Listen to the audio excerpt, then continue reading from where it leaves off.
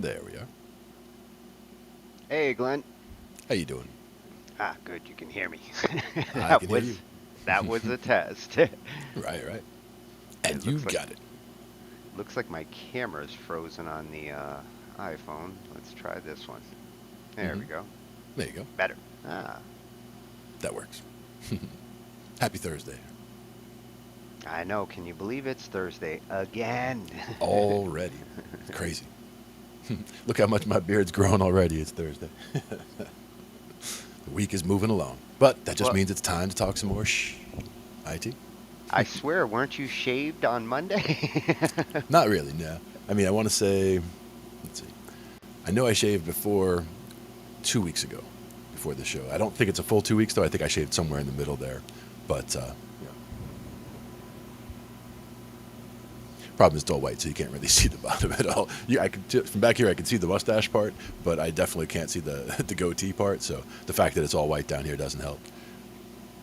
Everything up here for me is white. Been that way for 20 years. Yep, yep. Now, for me, what little is up here isn't white yet, but there's not really enough of it to consider it really to be hair, for that matter. Can't get into the camera, though. Somewhat darker, but up on the top part, but definitely white under here. But yeah, I'll probably shave it before long. But I might keep it in until Christmas. Who knows? You know, it depends on who's going to be Santa. Is it going to be you or Jason or me? At the rate you're growing it, you might outdo Jason by Christmas. Oh, I don't know about that. That's a tough call. That's a tough sell. He's definitely got that all bushed down here. And if you were to pull that, that would probably reach his knees. I mean, that's all probably curled up there as well, the way that works. I mean, Yeah, that's the way. Sometimes it goes straight, but sometimes it goes curly. That's the way. sometimes I think he's putting some kind of hair growth product in or something. That would Yeah. explain it. I think it's the water, right? The California water, maybe. Maybe that's it. Mine always wants to go straight, and the question was, like, it used to always want to go straight, and it gets this one indecisive point where it's not sure if it wants to go out or down, and like eventually it gets to where it's going to go down and just be like, you know, going straight down and long and straight, but at the beginning it just starts going out, and so it just looks like crazy wild man stuff. I've got a couple pictures from right at the beginning of lockdown. I spent the first, I want to say 6, 7, 8 months, didn't go anywhere, essentially, and had just grew the beard in, and it was just crazy looking. I do remember you with a fuzzy beard at one point. I definitely seen some pictures of it. Oh yeah, there's one with me with like a crazy, you know, cross-eyed face with the wild beard, like, and the beard's all fluffed out. Like, instead of having it down where it would look still semi, you know, like you wouldn't like freak out or like move out of the way if somebody was walking towards you like that. But if I had that look on my face and that crazy wild beard, you would definitely go the other side of the street. Be scaring people with that for sure. Now the other question is, how is the volume on the keyboard compared to the voice? You can bring the keyboard down some. All right, cool. There you go. Cool. Yeah, I've that got should ridiculous level to the cooking, voice. Nice. So we can go back and forth, get some visual stuff happening here as well. All kinds of things. Yeah, and we got some new things to announce. We now have a YouTube channel with Yes. all of our episodes. Here, let me bring up our screen Actually, here. how about this? Whoosh. That is what it looks like. Ah, Haha. you've got it in your camera. I've got it in my camera. So What? when I'm talking, you can see it. But this is all of our episodes, all of them, right? Dating back to episode 1, way back yonder, way down here. And shout out to Tony doing an excellent job getting this all put together for us here, getting all these uploaded, That was a lot of uploading. and a lot of getting stuff prepared. But you can see we've gone over a lot of topics. We've gone over a lot of different lighting scenarios, all kinds of stuff. We got the keyboards in a lot of these. I love that. With the Ridiculous and C music. That's the one that you're using still, right? No, this one is Key. What is it called? Key Site? Yeah, Key Site. Now, for those of you out there who are not yet following this YouTube channel, which is probably most of you, because there are not many subscribers yet, because we just got the channel going, but we would love for everybody to go over there and subscribe to the channel. You can catch all the past episodes. Once tonight's episode's done, it'll go right up there as well. Not immediately, of course, but we'll be continuing the chronology that we have going here. And to me, going back and just reminding myself of all these different things that we've gone over, it's just like, yeah, we've covered a lot of stuff, you know, and so we've got a lot of stuff. There's still plenty out there to go over. Music is like an endless well that you can keep going back to and learning more about different nuances of different areas. that you weren't sure of before, but a lot of it builds on previous knowledge. So that's where, it's great to go back and get refresher knowledge to make sure that you're caught everything that we went over in different episodes as well. Hell, I got refresher knowledge going back through them. Absolutely. There we go. So that's where we got that one in the YouTube page. Yeah, and what we're going to do throughout the night is we're going to add back some of the ones that we've subscribed to individually, but I'd like to get them added to our subscriber channels with this account, and it gives us a chance to refresh on some of the awesome YouTube resources that are out there for music. Yep. And it makes this a resource that connects to the resources that have been most helpful to us. And that's where, always happy to shout out for people who put out good resources for everyone to utilize. Yeah, things that help something click for me or something help something click for somebody that I know, definitely. That's part of the Angified mission, is share the love. Yep, share the love and share the knowledge. Because knowledge is important as well. And we will make your brain explode. Well, that's only if you try to watch it all at once. I mean, take it in doses. Take a little bit here, a little bit there. A little soothing background stuff to put on while you're listening to whatever. We've got it all out there so people can get to it. And we'll see, how everybody enjoys. How you doing, Emiliano? We got some people joining us in the chat over here. People jumping in different places. And something we're also going to try tonight, if there is anybody who sends a link, we will take and play a link, but only if they send it on the Twitch chat. Yep. So I will constantly be reminding you throughout the night, if I see a link, they're going to need to go to Twitch, and we're going to start to spread our show across the platforms that way. Yep.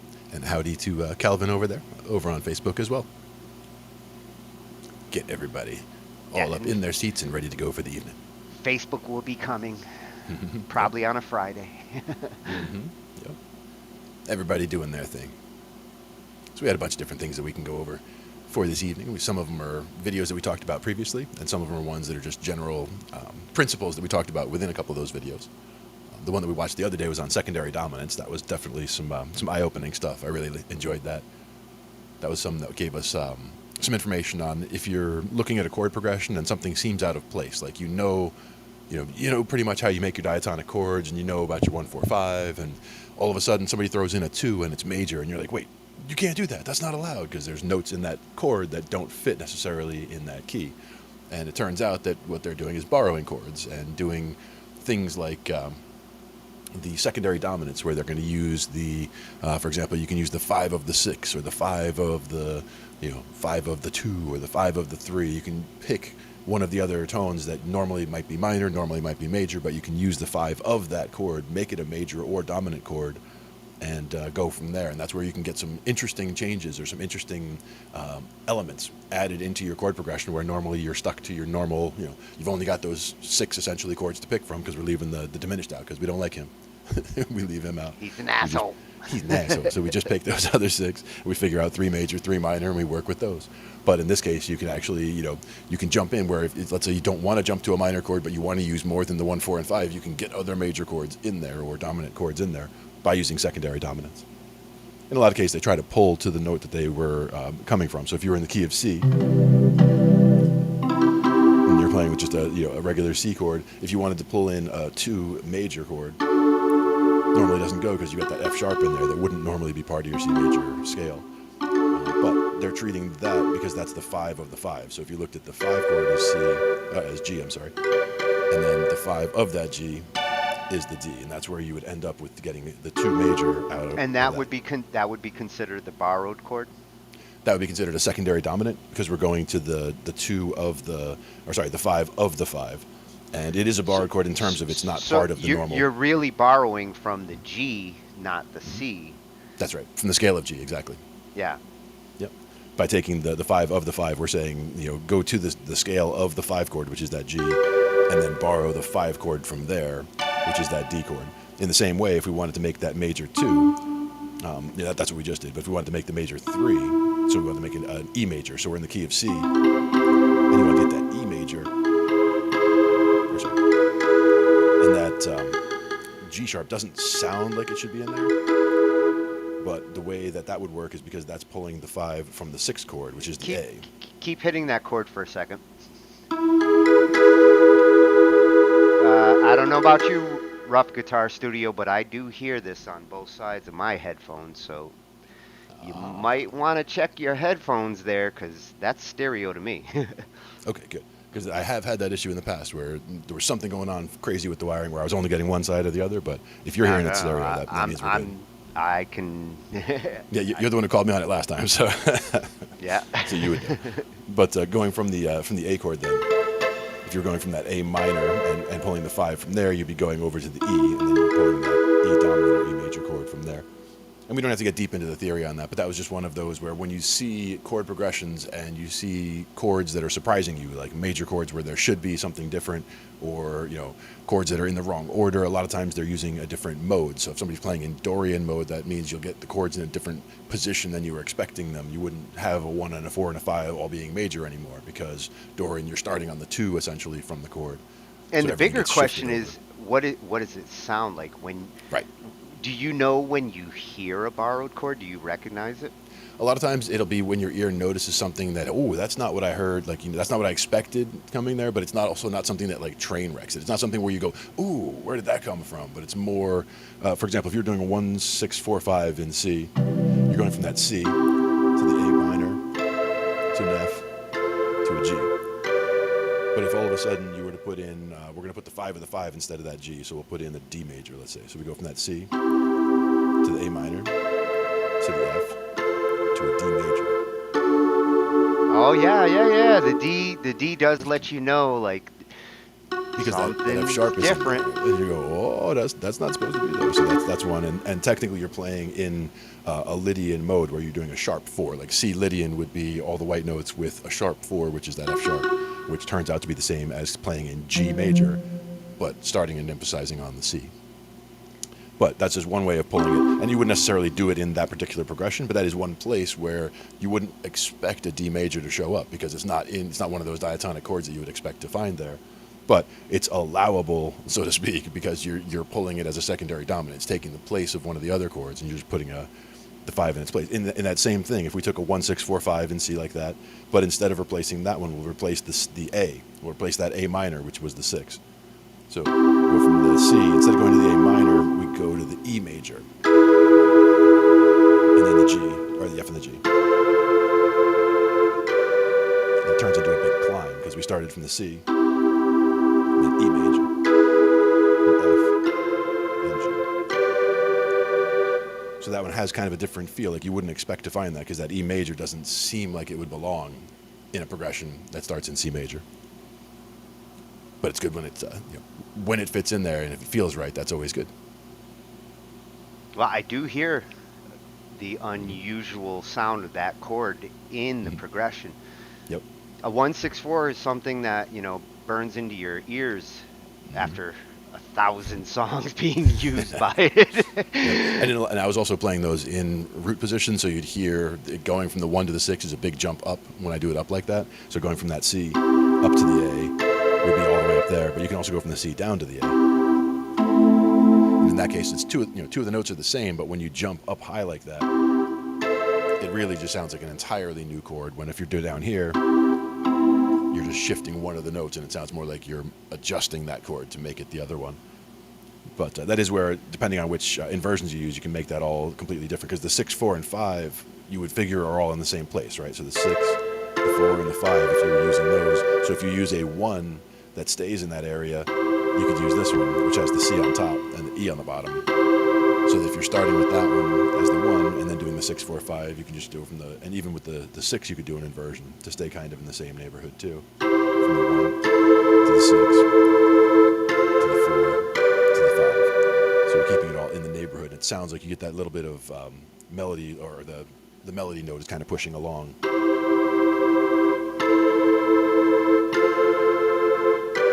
Because we're changing minimal things going from the one to the next. And that is the question, is I like that F and the G at the end. It's got a nice little rise to it coming from that C. And that's with that E major again. But there's a lot of different ways we could do it there. Nice. How you doing, Gray? Good to see you. All right. I'm just double checking Rough Guitars saying he's hearing it in mono. So Okay. it's in stereo on my other machine too, dude. I don't know what to tell you, but both sides are working for me. Off the web, on the restream. Don't know what to tell you. Oh, he's watching it on the YouTube there, so maybe that's I didn't test YouTube, but I can do that next. or that might be his YouTube stream. I'm not sure either. See, he says play this on your stream and listen. You're streaming on the web. We shall see.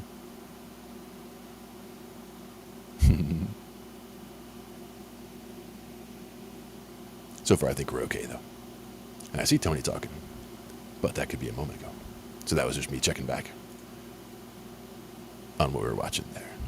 Now he's got a headphone test that should actually go in stereo. Mhm. It's possible that like the mono is pushing to both sides. I mean, That's here, it shouldn't be a problem with my stereo. I'm on a headphone, wireless headset, so it's going to be what it is. the other question: if it was the is it the vocal and the keyboard, or was it just the keyboard, or was it just everything? Is the question also if there was something that's only coming apart way. Yeah, are you running your keyboard in through a 1/4 inch? My keyboard is coming in through a single 1/4 inch. Yep. A single 1/4 inch. That's Yep. why. Yep. So you are basically. Coming in instrument cable, but it should be going in both sides, like you said. I mean, it's Yeah, going to yeah. be It both is sides coming in through both sides, but it is one signal. So because the he keyboard is. itself only has the one output, but it is using probably a mono cable because that is Yeah. the instrument cable I would normally use for the guitar. Here's the big test. I will bring this machine in Mm-hmm. for a moment. And There he is.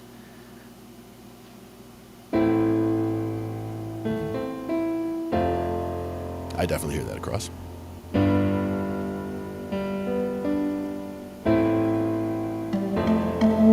that is stereo. Cool. So it's not a stream thing. Mm-hmm. Perfect. And yeah, that does make some sense. I mean, at first, I think it was just this keyboard itself doesn't have the dual outs because this is a smaller Casio with rhythms in it and all that. It's not the kind of monster keyboard I would bring out on a gig where I would have the separate channels and going into a Leslie cabinet or what have you, depending on what you're trying to do. In this case, this is just kind of sitting around the studio for me to mess around with stuff and especially be hooked up for the MIDI. Well, Something like should support a stereo 1/4 inch, right?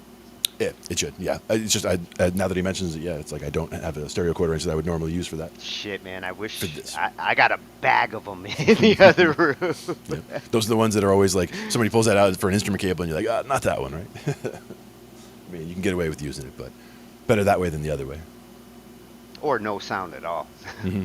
Yeah, no sound at all is no good. No good whatsoever. Hey, Gray's in the house. Great to see you, Gray. Mm-hmm. Yeah. And Emiliano. Oh, COVID, no fun, man. Sorry to hear. No fun. I got tested the other day because I was in a crowd of people and somebody did test positive, but I was negative, so I should be all good. I feel like I get tested every day, but not for COVID. But I do feel for everybody out there who is not feeling well. It's no fun. I had a headache coming on the other day, but it went away luckily, so it was no big deal.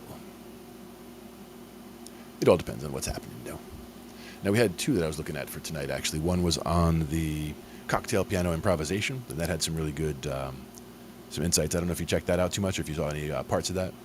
I did start. I did start to before our meeting, and actually I have it loaded, so Nice. this can be our first one we add to our Sweet. YouTube. Mm-hmm.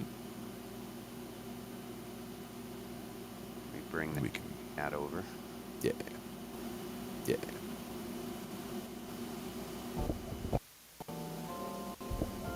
Throw us off over here.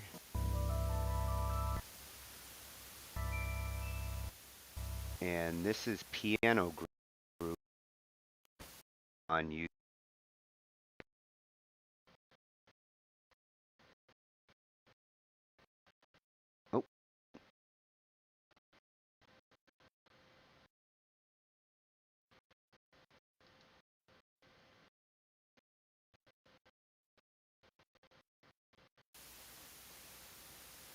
Please wait.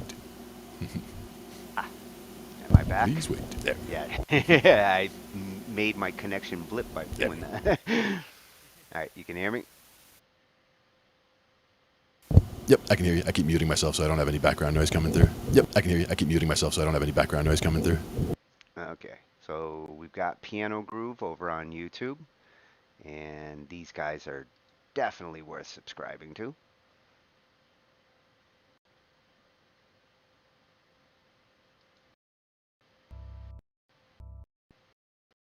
Welcome to this module.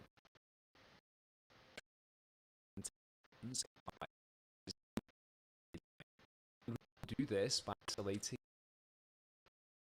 individual core. Quickly recap the that we have covered so far in this module. Integrating third of each core, chromatic actions. Here's how it sounds.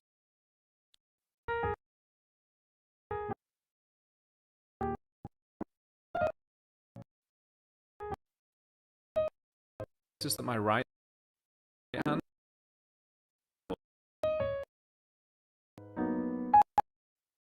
Oh.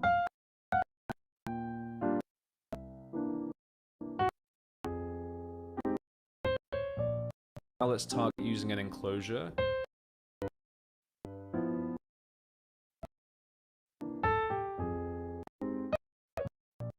Now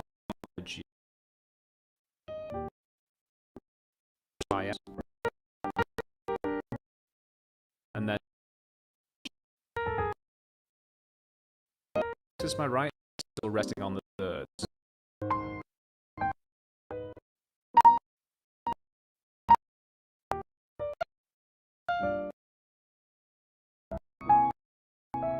And also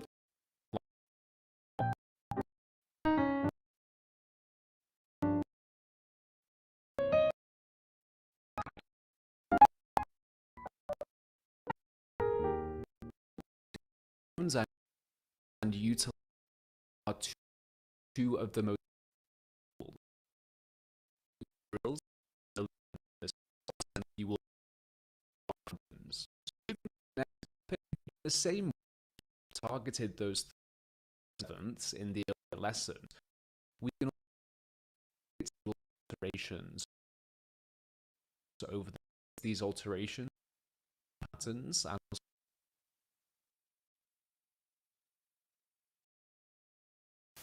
All right, we're going to see about having me share that one from here, and we'll see if that's a little bit better. I think that one killed your connection entirely. Yeah. What do you think? The restream ate my baby. The dingo ate your baby. Like completely big time. I hate when that happens. Yeah, give it a shot. Let me give that a shot here. Give it a shot from there. Yeah, I'm going to do that like this and do that one. So let me know if that works for you. And yeah, I think I overloaded it with loading the Twitch, keeping an eye on the Twitch. Brought in a little bit of everything. But in case you missed it at the beginning, this is the channel Piano Groove. Is the channel that we had there, and he subscribed to it there. I was subscribed to it as well. We'll give it a shot here, and let's see if the audio is any better. Let me know what you hear here.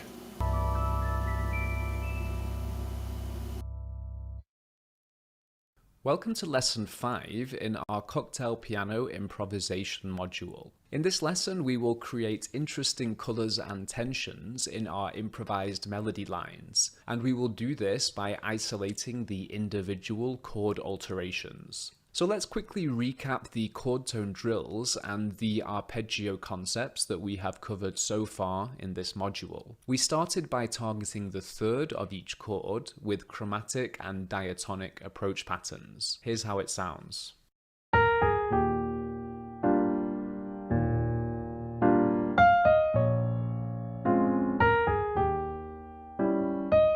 Notice that my right hand is resting on the third of each chord. Now let's target from below. That's one of the key takeaways for me, is the targeting the third and landing on the third in these couple of different ways. So you're only really focused on what the chord is. Now let's target using an enclosure.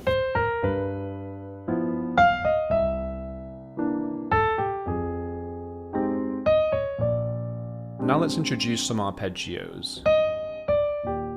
First triads, and then 7th chord arpeggios. Notice my right hand is still resting on the thirds.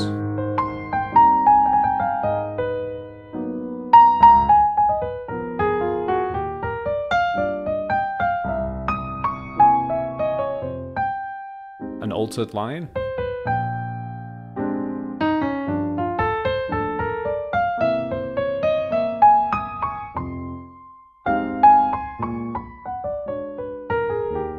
So targeting chord tones and utilizing arpeggios are two of the most fundamental improvisation principles. Make sure that you are following the drills covered earlier in this course, and that way you will build strong foundations. So moving to the next topic, in the same way that we have targeted those thirds and sevenths in the earlier lessons, we can also target the individual alterations over the dominant chords. And we can target these alterations using approach patterns and also arpeggio lines. So let's take the 2-5-1 progression in the second and third bars. We have B flat minor 7, the 2 chord, E flat 7, the 5 chord, and A flat major 7, the 1 chord. With the original melody, it sounds like this.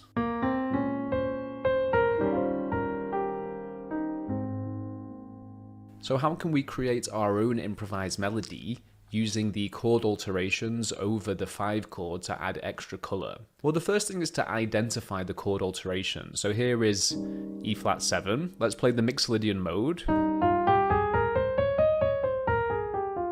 And then we have the altered mode, which sounds like this. And you can hear the additional tension that this adds. So the altered mode, we have the roots, the flat 9, the sharp 9, the 3, the sharp 11, the sharp 5 or the flat 13, the 7, and back to the root. And that's a whole lot of mess in So there. the 4 possible alterations are flat 9, sharp sharp 11, and the sharp 5 or flat 13. Now on their own, these notes sound very dissonant and jarring, but in the context of an improvised line, they can be very useful to add tension and color. So let me show you how this works. First of all, let's target the flat 9. So that's this note, or here. You can just think the root and then up a half step, or the 9 and flatten it a half step. So from the top of the form,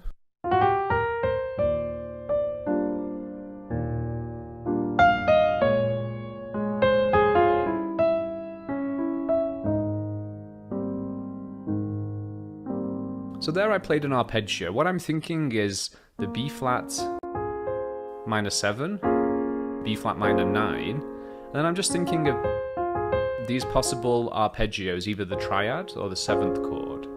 Notice that I also approached the 3 diatonically from above, as we just explored at the start of this lesson. We could also do an enclosure, and then so when I target the flat 9, what I'm looking for is an arpeggio that's going to take me a half step away. So I'm seeing the 5th of B flat minor 7, which will then take me here, and I can just linger on that. So what I like to do is double it an octave higher, and that will just let that sonority ring out above the harmony and then resolve. So we could also target the flat 9 with some kind of approach pattern. Instead of doing an arpeggio, let's do something else this time.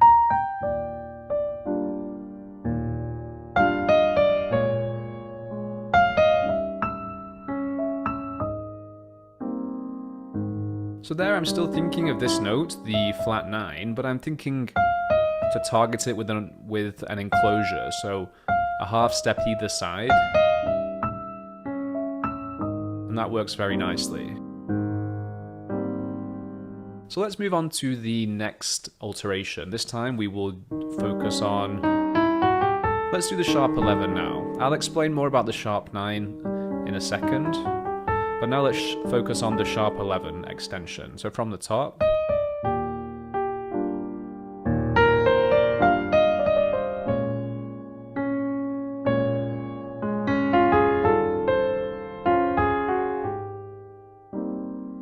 So there's quite a lot of information there. Let me break that down. Starting the tune. And here I'm targeting the third when I move to B flat minor.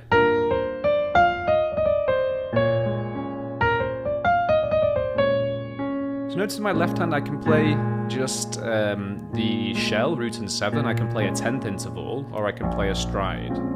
So they're the three accompaniment styles we have: shell, 10th, or stride. And we covered this at the end of the harmony module. So what I did there, I played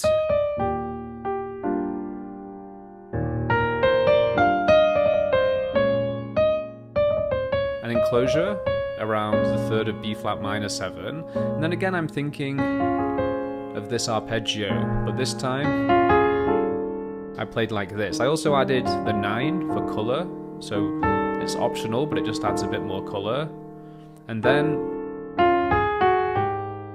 again I'm thinking enclosure around the 7 of A flat major 7.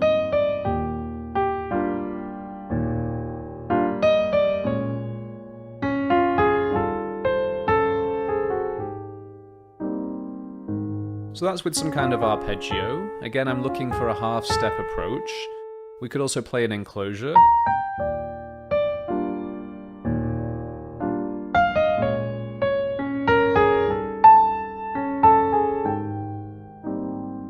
So there I'm just looking for the alteration, and then enclosing, letting that sharp 11 sound ring above, and then resolve into A flat major 7. Notice we can resolve down to the major 7, or we could resolve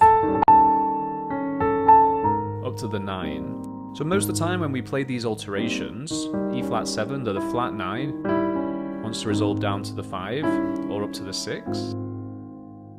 The sharp 11 can resolve down to the major 7 or up to the 9. And the sharp 5, which we're going to look at now, can move up to the major 3rd or down to the 9. Now let's target the sharp 5.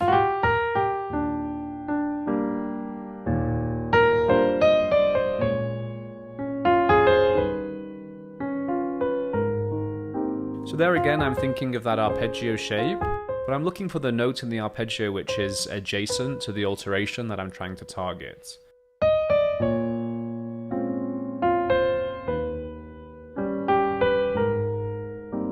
We could also fold down chromatically. So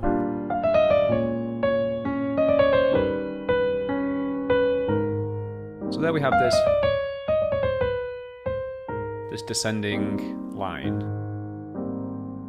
So let's quickly talk about the sharp 9. When I target the sharp 9, I like to add an altered scale run or an altered arpeggio. So let me show you how this can work.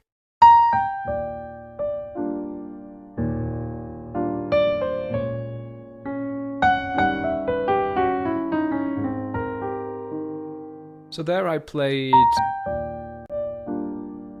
an enclosure around the 3rd of the B flat minor 7,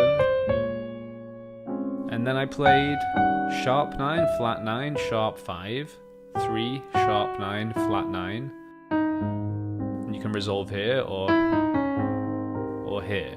So we looked at this in the last lesson when we explored the altered arpeggios and altered scale runs, or we could even play. So now let's move on to the rest of the dominant chords in the A section of MISTI.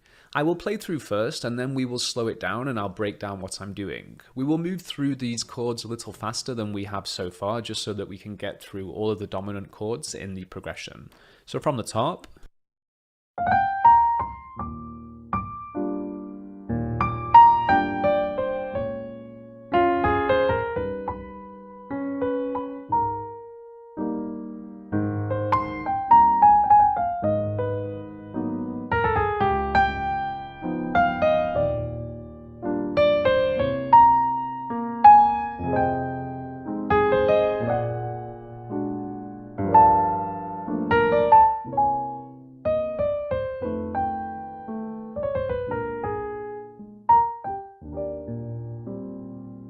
So there I tried to target different alterations over each of the dominant chords. Now it's very unlikely that I would target an alteration over every dominant chord, and that's because these altered sounds can be quite tense and jarring.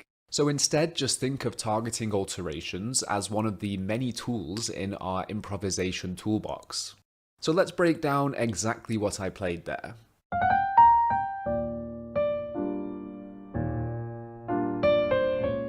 So I started off by targeting the sharp 5 over the E flat 7, as we've already discussed, and then some kind of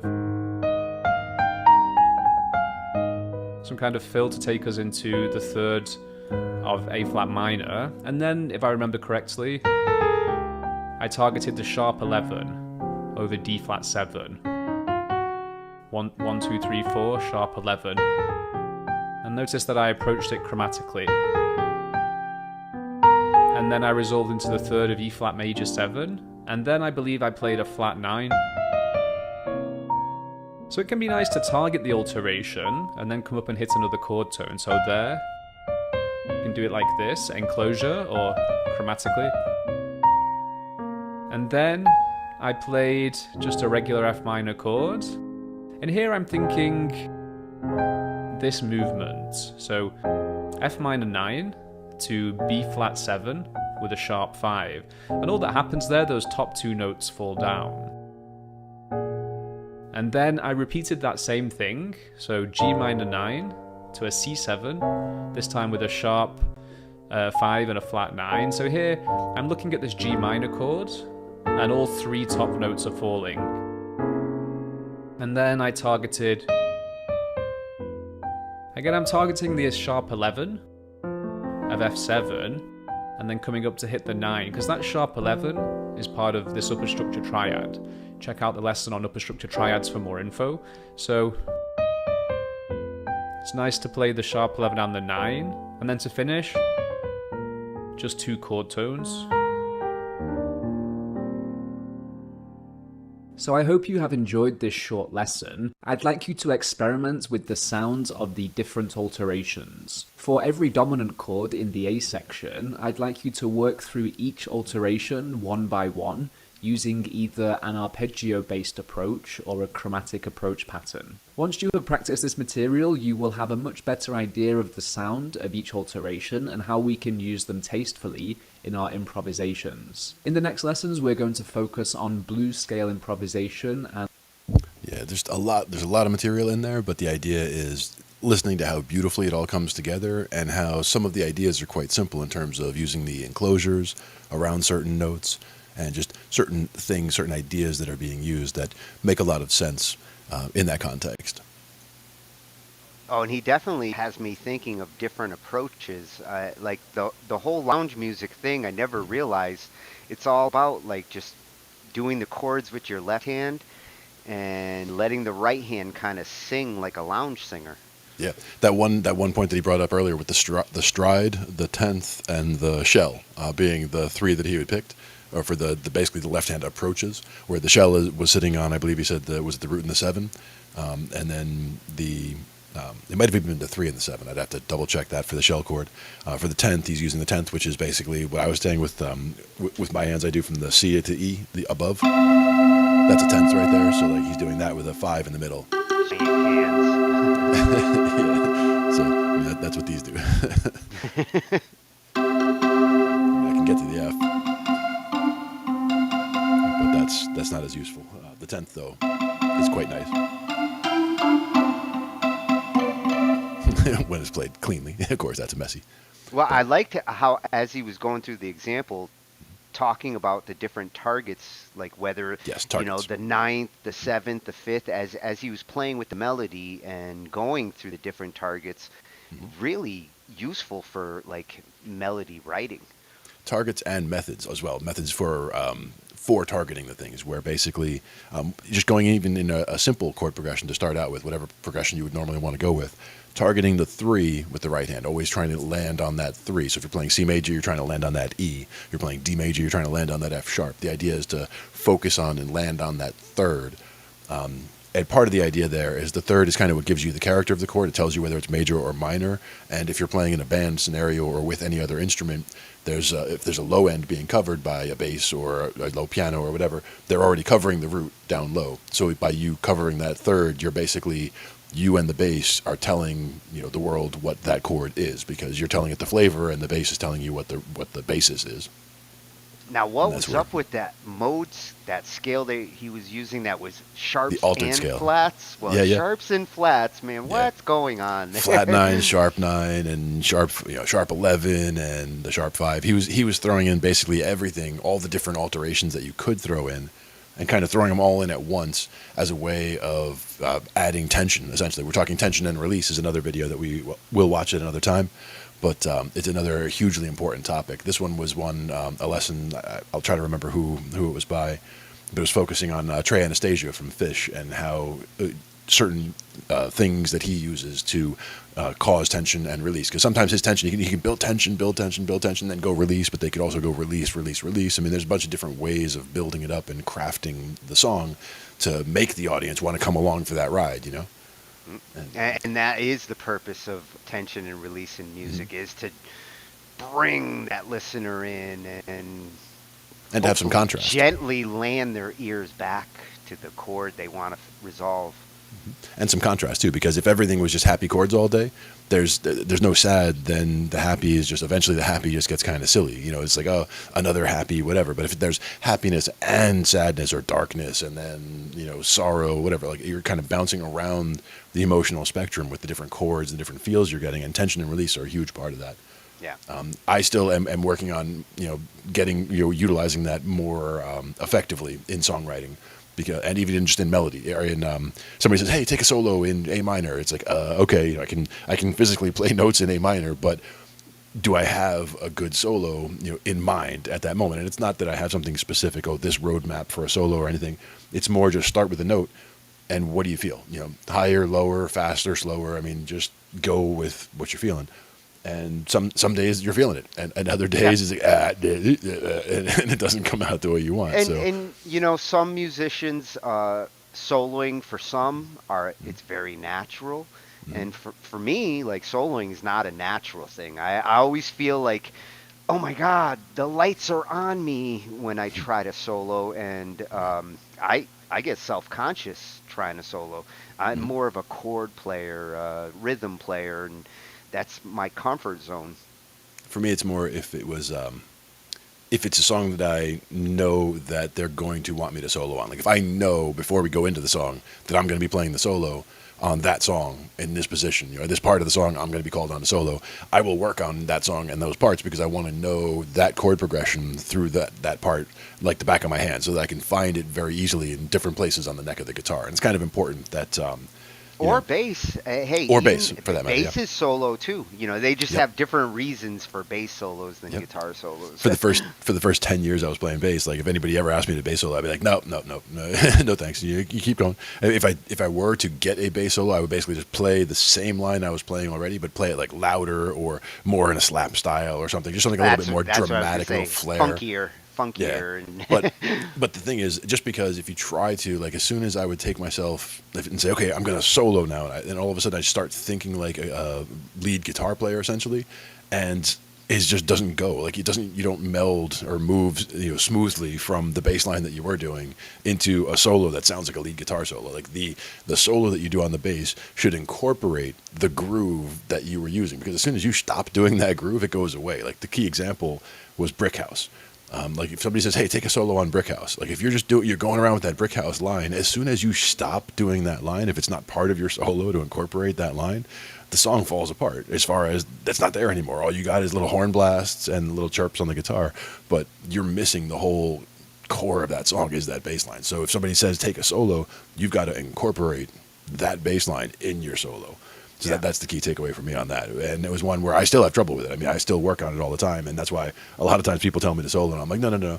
But like Joey called on me to solo the other day while we were hanging out. And I'm like, all right, sure, why not? And I just, kind of went into it. And I end up just kind of riding up and down pentatonics, and it doesn't help. It sounds like I'm just riding up and down pentatonics. It doesn't go somewhere. It doesn't have a destination. It doesn't have a story to tell. It's just these are notes that are in the right key, and you know, I can go up them and I can go down them and I can go back and forth, but it doesn't sound like it should. And that's something I still work on a lot. And a lot of it just means to play less, listen more, play less. Just a few notes and then hang back. And then throw a few more notes, and it could be call and response to like different ideas, but just doing nuggets instead of constantly. A good part doesn't have to have a ton of notes and Doesn't be have to all be busy. flashy. You know, the best songs out there you feel, and it's not because they're going at hyper speed. Exactly. Oh, Big John, if you want us to check out your song tonight, hop on twitch.tv/Angified. If you're on Twitch, sign in, follow us, send me the link on that chat, and I'll play it. Just for tonight. Trying something different. Getting the word out there on the Twitch. And again, with the YouTube, our YouTube over there is, you got the, I have the channel up, so let me do it. Well, right now, yeah, youtube.com/Angified. Yep. I will even accept it over there. Exactly. But we would like to build up our Twitch followers. So those of you who want to send a link tonight, if you want us to take a listen to something, send it on that chat and I'll take a listen. Yep. And there we go. I just saw one come across on the Twitch there. Ah. Fast like that. See, you just got to tell people. Yep. All right, you see the link? You can grab it? I see it. Yep. Awesome. Let me You might see have here. better luck because with the way that restream ate up my CPU there, I don't know what my sharing's going to be like. Yeah, that's true. Give me a second here to see what we got here. But yeah, I was looking at these videos that this piano group channel has, and definitely worth subscribing to. Secrets to composing beautiful piano music, tension and release, sexiest blues passing chords, 3 styles of comping voicings. All of this is fantastic information. Nice. Yeah. Definitely some good stuff there. And that's where, again, just going through and seeing everything that's there is important to go through and get it all together. And he's a piano guy. I can relate. Nice. Now, let's see here. I have the link where I can see it, but if I click on it, it's just going to show it on the chat here. It's not going to go to it. So let me jump over. If I'm over on the Twitch, though, I have to get there, and then I'll have to have you resend it because I don't think the Twitch will show me what was there previously. I can actually move the link to the BandLab chat if that helps. Sure. Yeah. That'll work. Yeah, my main thing was I'm trying to not overcrowd or not overload the machine by being in all the live streams at the same time. Yeah, that's why I had to shut it down on that one, because my Starlink can only handle so many streams. But There we go. there it is in the chat. So paper plates, right? I get to put a link in the chat. Oh. Ange is going to yell at me. Oh, yeah. Big time. Tell me to DM it, Ange. DM it to Ange. There we go. All right, so I do see it there. Let me make sure I've got it over here. Do it that way. So, Paper Plates by KJX Kobe, right? That's his BandLab name? That's what I'm seeing. The BandLab name is at KJ. Let's see, at KJI underscore Almighty. That's what I'm seeing. Almighty. At KJJ Almighty. It looks like it. We'll have to see. My eyes are not that good for text that small, but let me try this way here. Yeah, there we go. So if we do it like that, that should be what we're looking at, right? Yep. All right. So we can even if we do this, I'm not sure if we'll be able to see clearly. I can. KJX Kobe. Yeah, but then the at I think is KJJ. Yeah, KJJ underscore Almighty. I'm gonna go with that. Ah, I only was missing an underscore. Ah, there you go. All right, so we'll go ahead and we'll give this a shot here. This is not pre-screened, so fair warning. If you're not sure, and the picture looks like somebody getting punched in the face, so I was gonna say, look at his profile picture. Fair warning. fair warning, and a tip-up. So, all right, and I'm going to go ahead and as soon as I hit play, I got to check my volume because I probably have to bring it down some from where I have it, just in general. But let me see here. Oh, it's a shorty.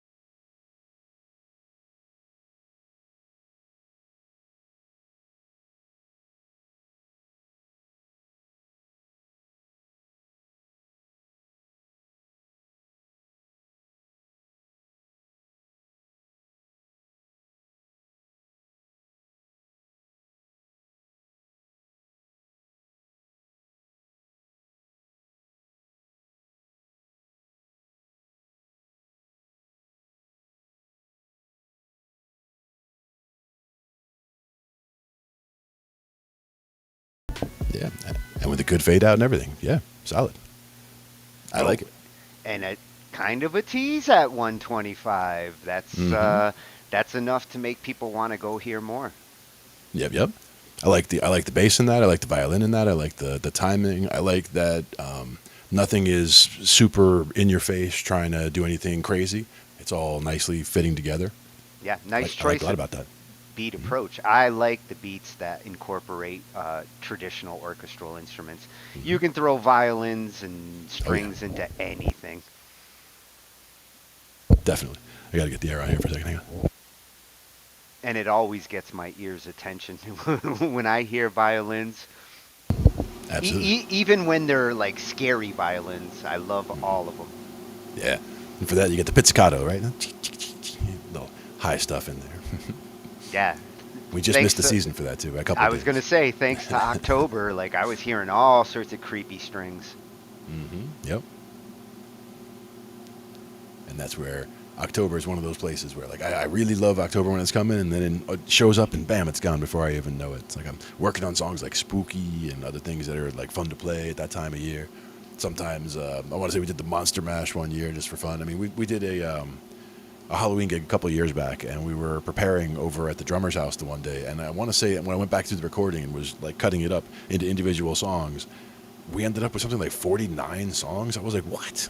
I'm like, how is that even possible? Good Halloween. And we were just, and this wasn't, a live gig or anything. This was like sitting in his living room with, he had this drum set set up in his living room, and, we brought over, an amp and a guitar, and I brought over my bass and a DI box, and we just went from there. Or I probably brought over the whole bass stack that day. But just, again, little recorder in the middle of the room, and just, okay, let's, and Louis like, oh, you remember this song? And he starts going into it, and, we just go into the song and record the best version that we can real quick, and then, boom, move on to another song. So it was just, preparing for seeing if we had the material to just basically pull out on the fly for a gig we had coming up, and we sure did. So it was fun. These were small bars that we were playing out in Pennsylvania. I'm going to go with probably two or actually, knowing me in time, probably 3 or 4 years ago. I always underestimate. When you were a wee lad. When I was a wee lad of 6'6". Oh, that was an inch ago. No, same. No, I've been 6'6" forever. Well, not forever, but since I was, I guess, 15. Because when I was 13, my first day of high school, I was 6'3", 235. People have probably heard me say that before. But by the time I was 15, by the time I was in, I guess, going into junior year, I was already at 6'5", 6'6", about what I am now, and I've been that height ever since. And I have not quite started shrinking yet, even though I've got the gray in the beard. I've not quite old enough where I'm shrinking, although my posture is not always the best. Well, you better hope you don't shrink like you grow, or you could be 5 feet tomorrow. I could disappear entirely over the summer, and that would be no good. We definitely would not want that. But yeah, that was definitely that was Piano Groove, right? So that was one of Yep. the sites that we definitely are interested in. Piano Groove is now in our list of channels on our Talking Shh IT YouTube. Matter of fact, we have others that we should probably hit from some of our other videos. Like you said, we'll go through and we'll hit some of the ones that we've done previously. Now that we have the new channel to Oh, link to it. you know the ones I want to see get added. Absolutely. You know the Jakes, like Yep. Yep. Jake is like a honorary member. Exactly. Exactly. We have a couple that would definitely be key. We'll get those up in there as soon as we can. Get all those links together so that, when you come to the site there, you'll have a good resource to get all these other sites that have good resources online that we've used ourselves and continue to use for the Yeah, stuff that we do. that's what we're hoping to make this YouTube channel of ours is a resource to the other resources. Yep. Exactly. And again, I was surprised at even how many episodes we have there at this point. Just in thinking about it, it's like I don't remember sitting around that many times and recording, but apparently we have. 65 Yeah. so far. And there's actually a few that didn't get into the cut. Some of them might actually be buried in the wrong folder, or Right. in some cases, we were jamming in the back. So There were some nights there was a part 1 and a part 2 where we were out front, did our show out front, and then people show up in the back or we hang out in the back, and all of a sudden there's a whole another thing going on back there. yeah, none of you guys have seen some of the jam folder.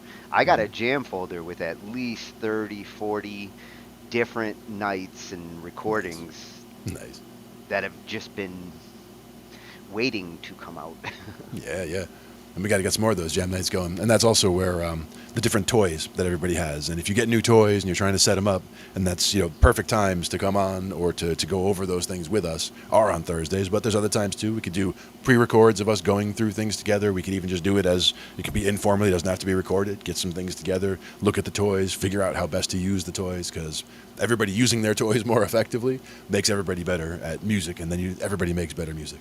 Yeah, and I that's like that. that's part of why we're here. If you do have toys that are stumping you, it can be tricky making music, because nowadays it's as technical with the equipment as it is with the instrument. And if the technology's getting in the way of your creativity, then that's part of what we're hoping to make easier for people. You shouldn't have to fight with your equipment, but you might have to. Sometimes you got to do that battle, but it all depends. And if you got a little help from your friends, that battle goes pretty quick. Yep. And there's a good chance that we've seen, or somebody here in the family has seen the toys that you're playing with, or ones that are similar enough where we could figure it out, because we got a lot of friends with a lot of good toys, and we see a lot of stuff. I keep thinking I've seen it all, and then somebody manages to pop in here with something that's like, what? They made this? Something brand new that you haven't seen before. Exactly. Or somebody comes in with a Mac, in which case it's like, this is alien. Who let this alien in? Yeah. No, Not I don't mind anti-Mac. Mac that much. I'm not anti-Mac.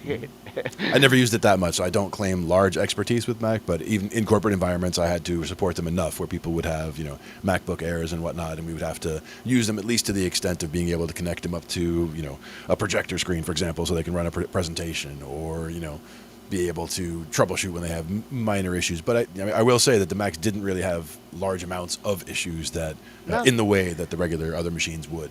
And they're generally pretty solid when it comes to music machines. I don't mind working on a Mac if it's for a music machine. It cooperates a lot more as a music machine than it does as an office machine. Yeah. And that's where cooperation is key. You got to get cooperation from the software and the hardware, and sometimes it's just like, what am I missing? There's one thing somewhere that's just screwing the whole thing up, and it's Could be, oh, I'm using a mono cable instead of a stereo cable, like we were talking about before. Or it could be, oh, I split it off to headphone cable and then went to here. And a lot of times people, they overcomplicate things when they're trying to set things up in the first place. Like they get sound originally and then they say, hey, okay, now that means I can do this and I can do this and I can do this and I can do this. And they try to get 15 things all configured all at once. Where once you got that initial thing through, it's like you could already be recording with that. Like start there, like get that in, get good level, get it into the actual signal, get it into the actual DAW, and see what it sounds like, and then you can build from there. But if you're too focused on everything else, then it ends up being a little bit crazy. That's always crazy. Do you see this recommendation from Rough Guitar Studios, Stanislaw? Mm-hmm. I don't know how to Manzowsko. I'm gonna make Ange say that one. Nice. But yeah, I would have difficulty trying to pronounce melody that too. Mm-hmm. Nice. And I know he's on. I know he's on Twitch because I just started following him. So I sweet. will accept that submission on BandLab. There you go. Well, he gave me his Twitch channels. Mm-hmm. Let's see what we have here. Well, you know me, and I always get commercials. That's always nice. That does translate to the spinner, according to the description here. Yep, the spinning wheel. So bear with me 1 second, and I can share that as well. Do it the other way, the way I was doing it before. Normally, I would try to share it just doing the way I did before with the camera, but if I do that, we don't get the sound, and that is no good. So we're going to do it by the Chrome tab. Yeah, I'm still experimenting with setups to avoid screen share for sound.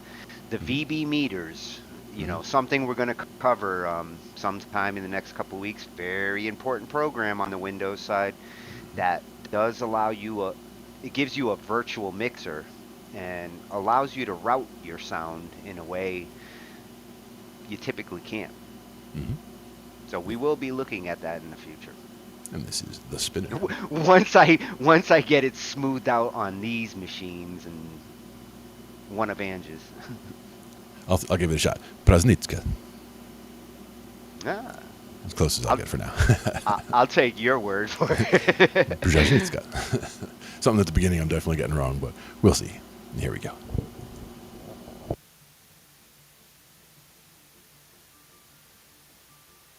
Nope, don't see the video. You got to push it over to. Ah, it says I'm sharing the tab. Yeah. You say you're not seeing it? I just moved it. Ah, thank you. There you go. Yeah, I'm looking at this screen and not that screen. That's why. Let's go back to the beginning. Ready? One more time.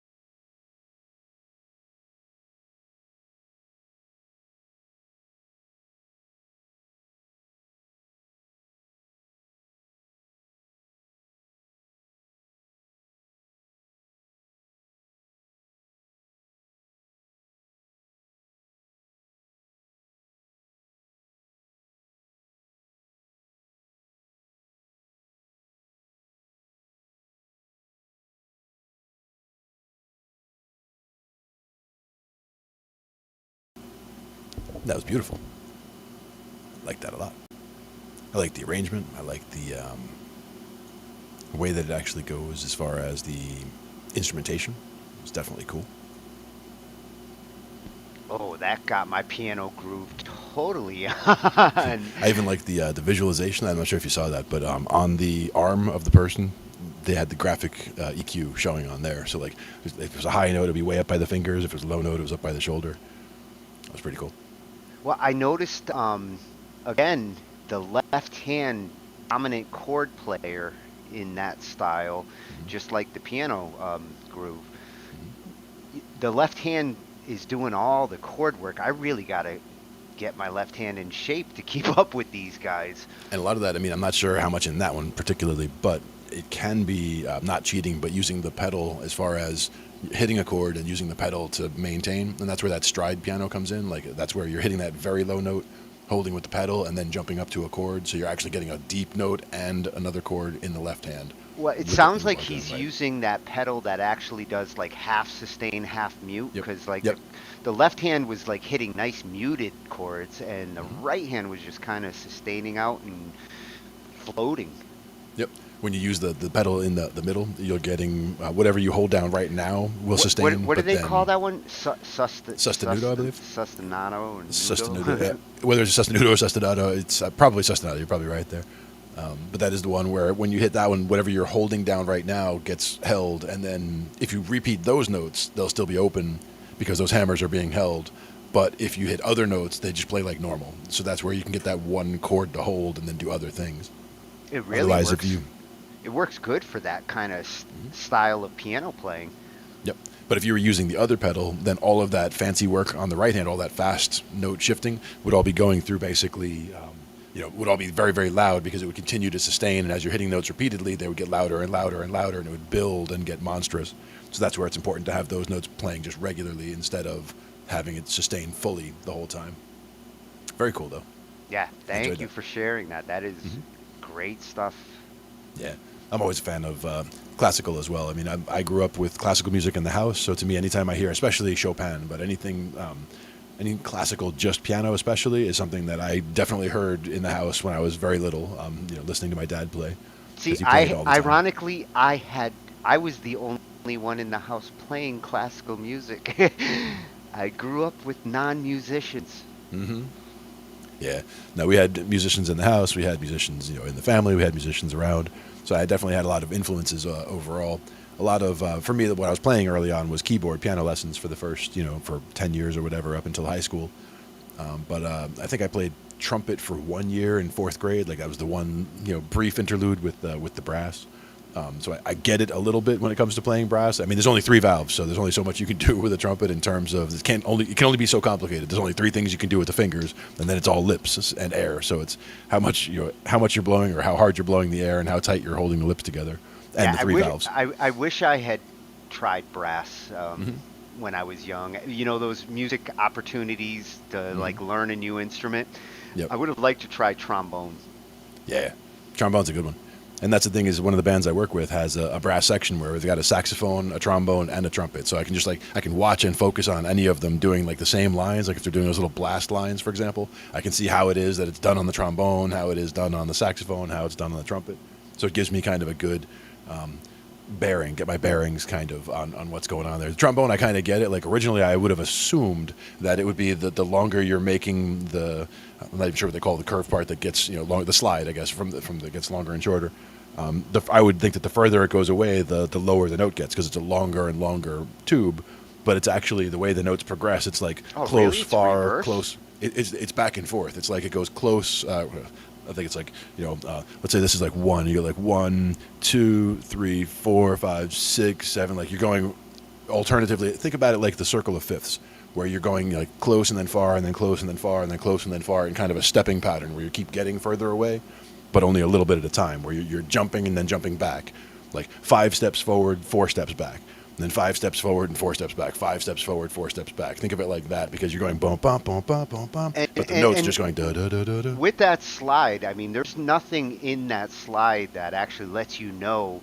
It's like playing a fretless bass, right? Right. You just Yeah. find. As far as I know, the there's pitch. no click or something where you click, there's the note, click, there's the note, because otherwise you'd be hearing it like da da da da da da da da da if you're trying to move back and forth. So yeah, I think it's all just like you said, like a fretless bass in terms of no absolute note, but you're doing everything essentially by ear and muscle memory of knowing where that note should be. Like you know See- that your arm should be this far away for this note and this far away for that note. An instrument like that, I think, really does lend itself to like learning pitch recognition. Oh, absolutely. I wish that I had focused on instruments like that early on, because it's taken me years to really get my ears comfortable with hearing like what a C sounds like and recognizing it. And Mm-hmm. And some of it is also with, like I said, whether it's the lip pressure, the amount of air, like little things, little nuances like that make a difference in a lot of the instruments. But with the trombone in particular, I think the fact that it slides also is what kind of gets you to where you can get to a note. And if you are a little bit off, you can always go a little bit like a warble, a little in and out, a little back and forth. But managing to get it where you can actually hear, land on the note you want, but you can also end up surrounding it, going a little above and a little below and shaking a little bit back and forth. oh, hey, Raj sent us a track. Nice. There you go. Yeah, let me see if I can dig it up and send it over to you. Cool. Thank you. Good to see you, Hey. Raj. Good to see you, Raj. Been a while.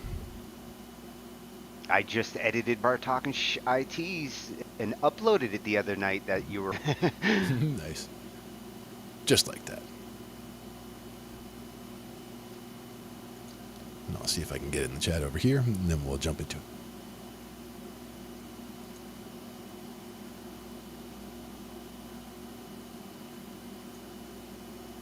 In the meantime, I don't know about you guys, but I'm a little bit thirsty.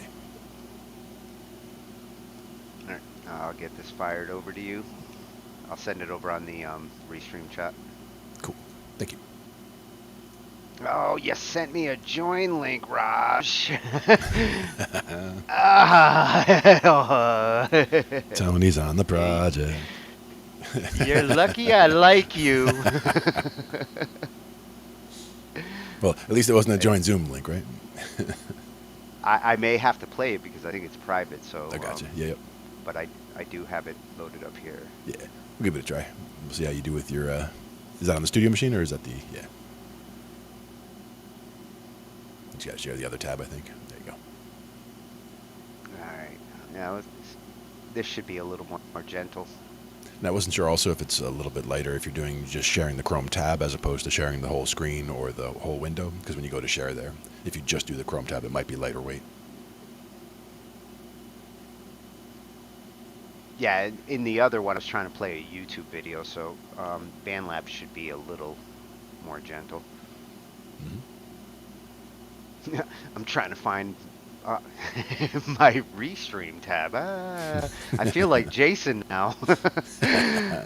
Which tab am I in? Yep. All right, Exactly. I think I got it. Now we do still have that tab hidden, which is good. So like right now it's just you and me up here. Oh, I was going to say, actually, apparently I've been screen sharing the whole time in the back. Yep, in the back, exactly. So that we can see what's going on, what's on There deck. we go. There we go. So that's over there. It's alive. Not quite dead.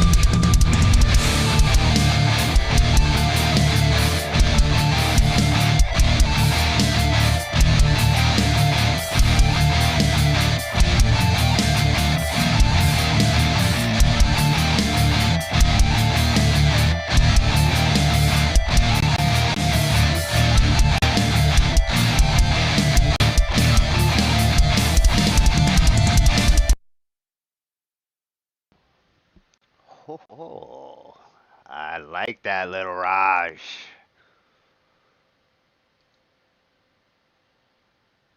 Definitely, I would put that as like that ethereal guitar.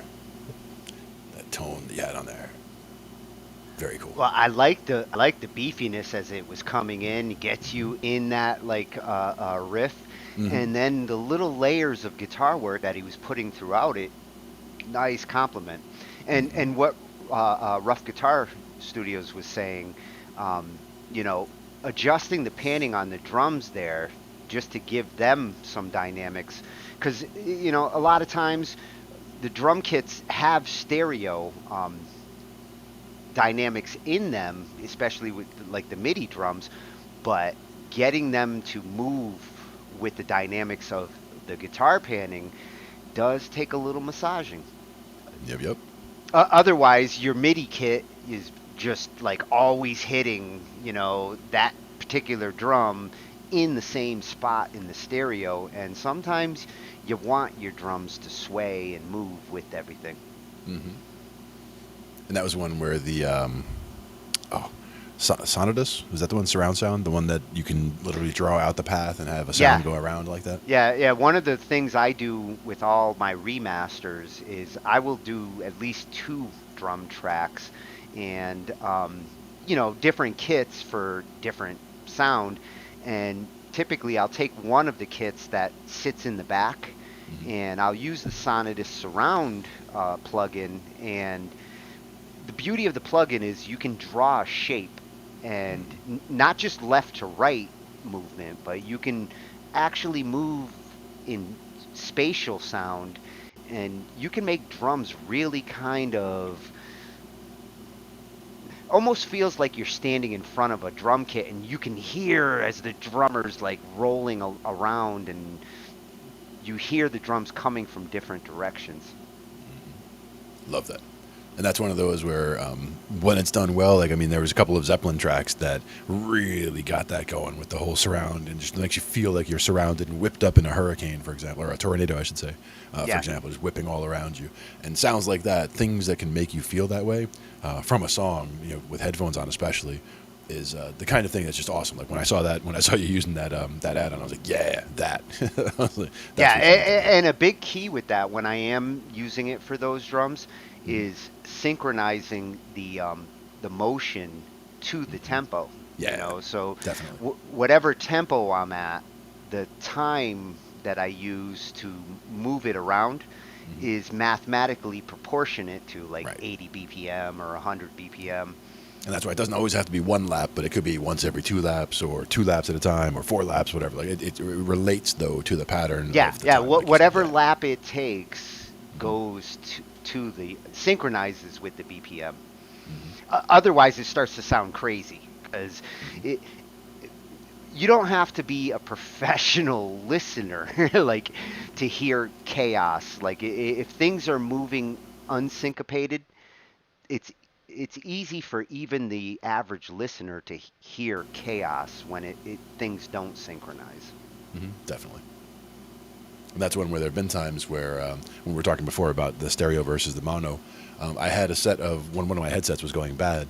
I didn't realize at one point that one side had gone out, but was just playing a repeat of the other side. So I was essentially just getting mono when I thought I was getting stereo, and I had no reason to suspect I wasn't at first. So like I'm listening to something and I mix something, and I go back and then I heard it in stereo later. I'm like, wow, that's crazy. Like why didn't I not hear that in the first place? I'm like, oh, because the headset was broken. That's right. So it was a Yeah. brief window where I just had no idea that I was not even listening to it in stereo.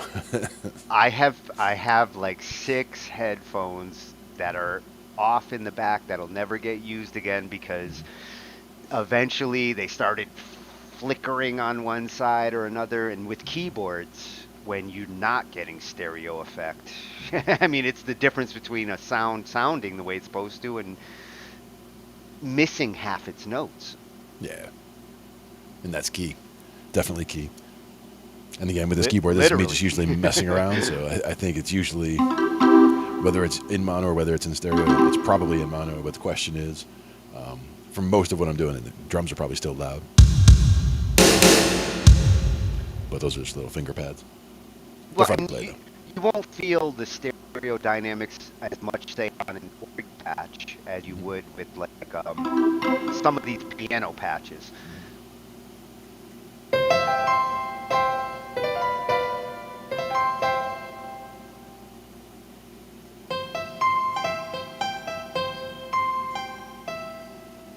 The honky tonk piano.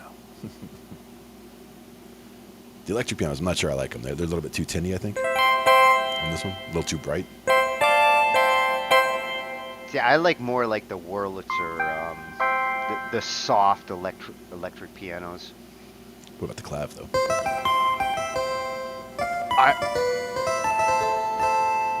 I do love the clav, especially on the low end. That's where you can really get some funk. It kind of gets a little bit. Oh, go down like another octave and start doing like a funk kind of riff. That's the bottom note on the keyboard. Yeah.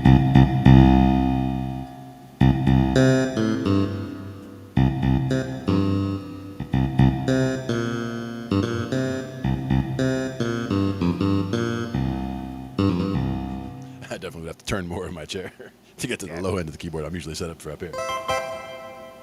But I like it. And the clav definitely does have some good beef down there as well.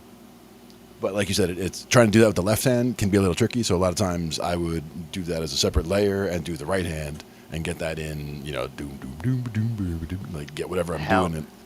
Your left hand is way more developed than mine. A lot of times I don't even care which hand. A lot of times I'll just go both. And I'll just, whatever I'm trying to get the sound out, I'll use both hands and just kind of get, especially if I'm trying to go all the way up or all the way down. Like if I'm doing arpeggios or doing a C major. Like coming down like that, I'll just get both hands and just kind of like, you know, walk, you know, maybe 2 notes with each hand. So like this hand's doing 2 notes and I know I can, when I hit that G, I know how far away that E is. So it gives me time to get the other hand situated for that C. So boom, and then get you down to that one, and then the C and the G, okay, and then the E and the C again, okay, and then the G and the C again, okay. And you like just keep repeating the same pairs going down. So that way it kind of works out.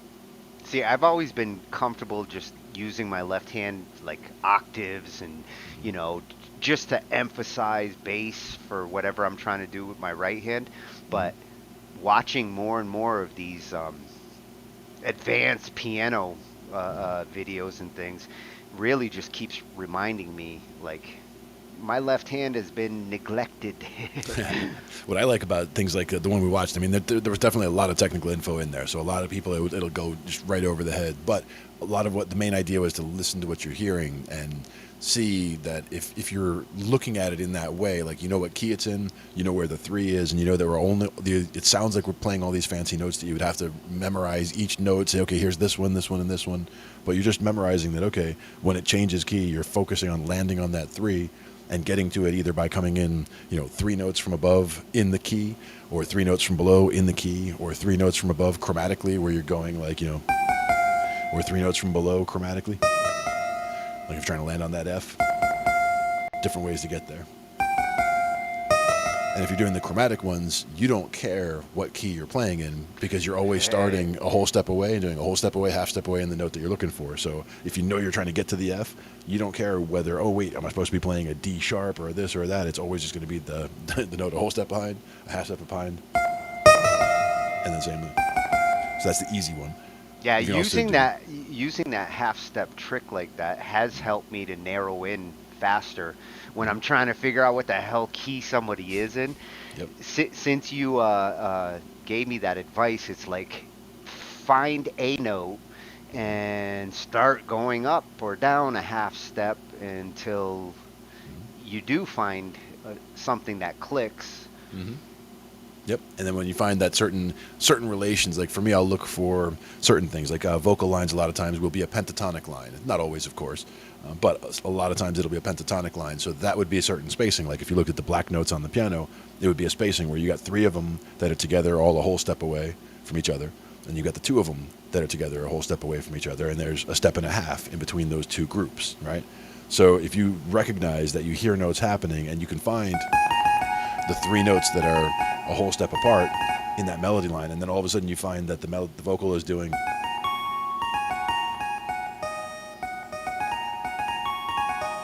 and it's just focusing on those 5 notes. And it might go up octaves beyond and down octaves beyond. But for simplicity, a lot of vocal lines will do that. And because that does sound so pleasing to the ear, to just stay in a pentatonic framework. And once you find those 3 that are together, you can say, okay, well, we're either in that case, that's a G flat major pentatonic, because you're doing 1, 2, 3. And the major pentatonic is the 1, 2, 3, 5, 6. So that's what those are. And if it was a minor pentatonic, we would be in E flat minor pentatonic, where you're playing the 1, 3, 4, 5, 7. Same notes, but you would be focusing on that E flat if you're playing minor pentatonic, and you'd be focusing on the G flat if you're playing major pentatonic, if you're using all the black notes. It feels Japanese. and it's the cheating way to do it, because you are basically just saying, okay, I'm only focusing on the black notes on the piano, and that way it is just a pentatonic scale that you're dealing with, and you don't have to. It's not confusing as far as you don't have to worry about which ones are sharp or flat. You're just using all the sharps that are all the flats and none of the white notes. Yeah, it's like the C major. It's the C major of black keys. It's the C major of the pentatonics, and the other one, I want to say it's you can take your fist and just roll your fist on that spot where there's 3 black notes. And if you roll and then go to the note above it and down, so you don't even have to use fingers. You can just like roll a fist across the keys and make something. I was going to say, I'm surprised you're not playing half the keyboard with your fist. Well, I got to hit it real gently, otherwise, Hulk smash. Then I break my keyboard and it's no good. That's also when I hit the drums, though.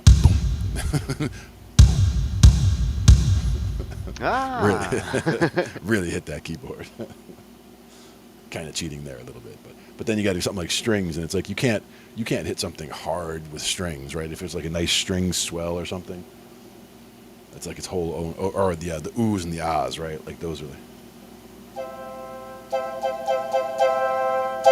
even when you hit them hard, but the oohs and the ahs.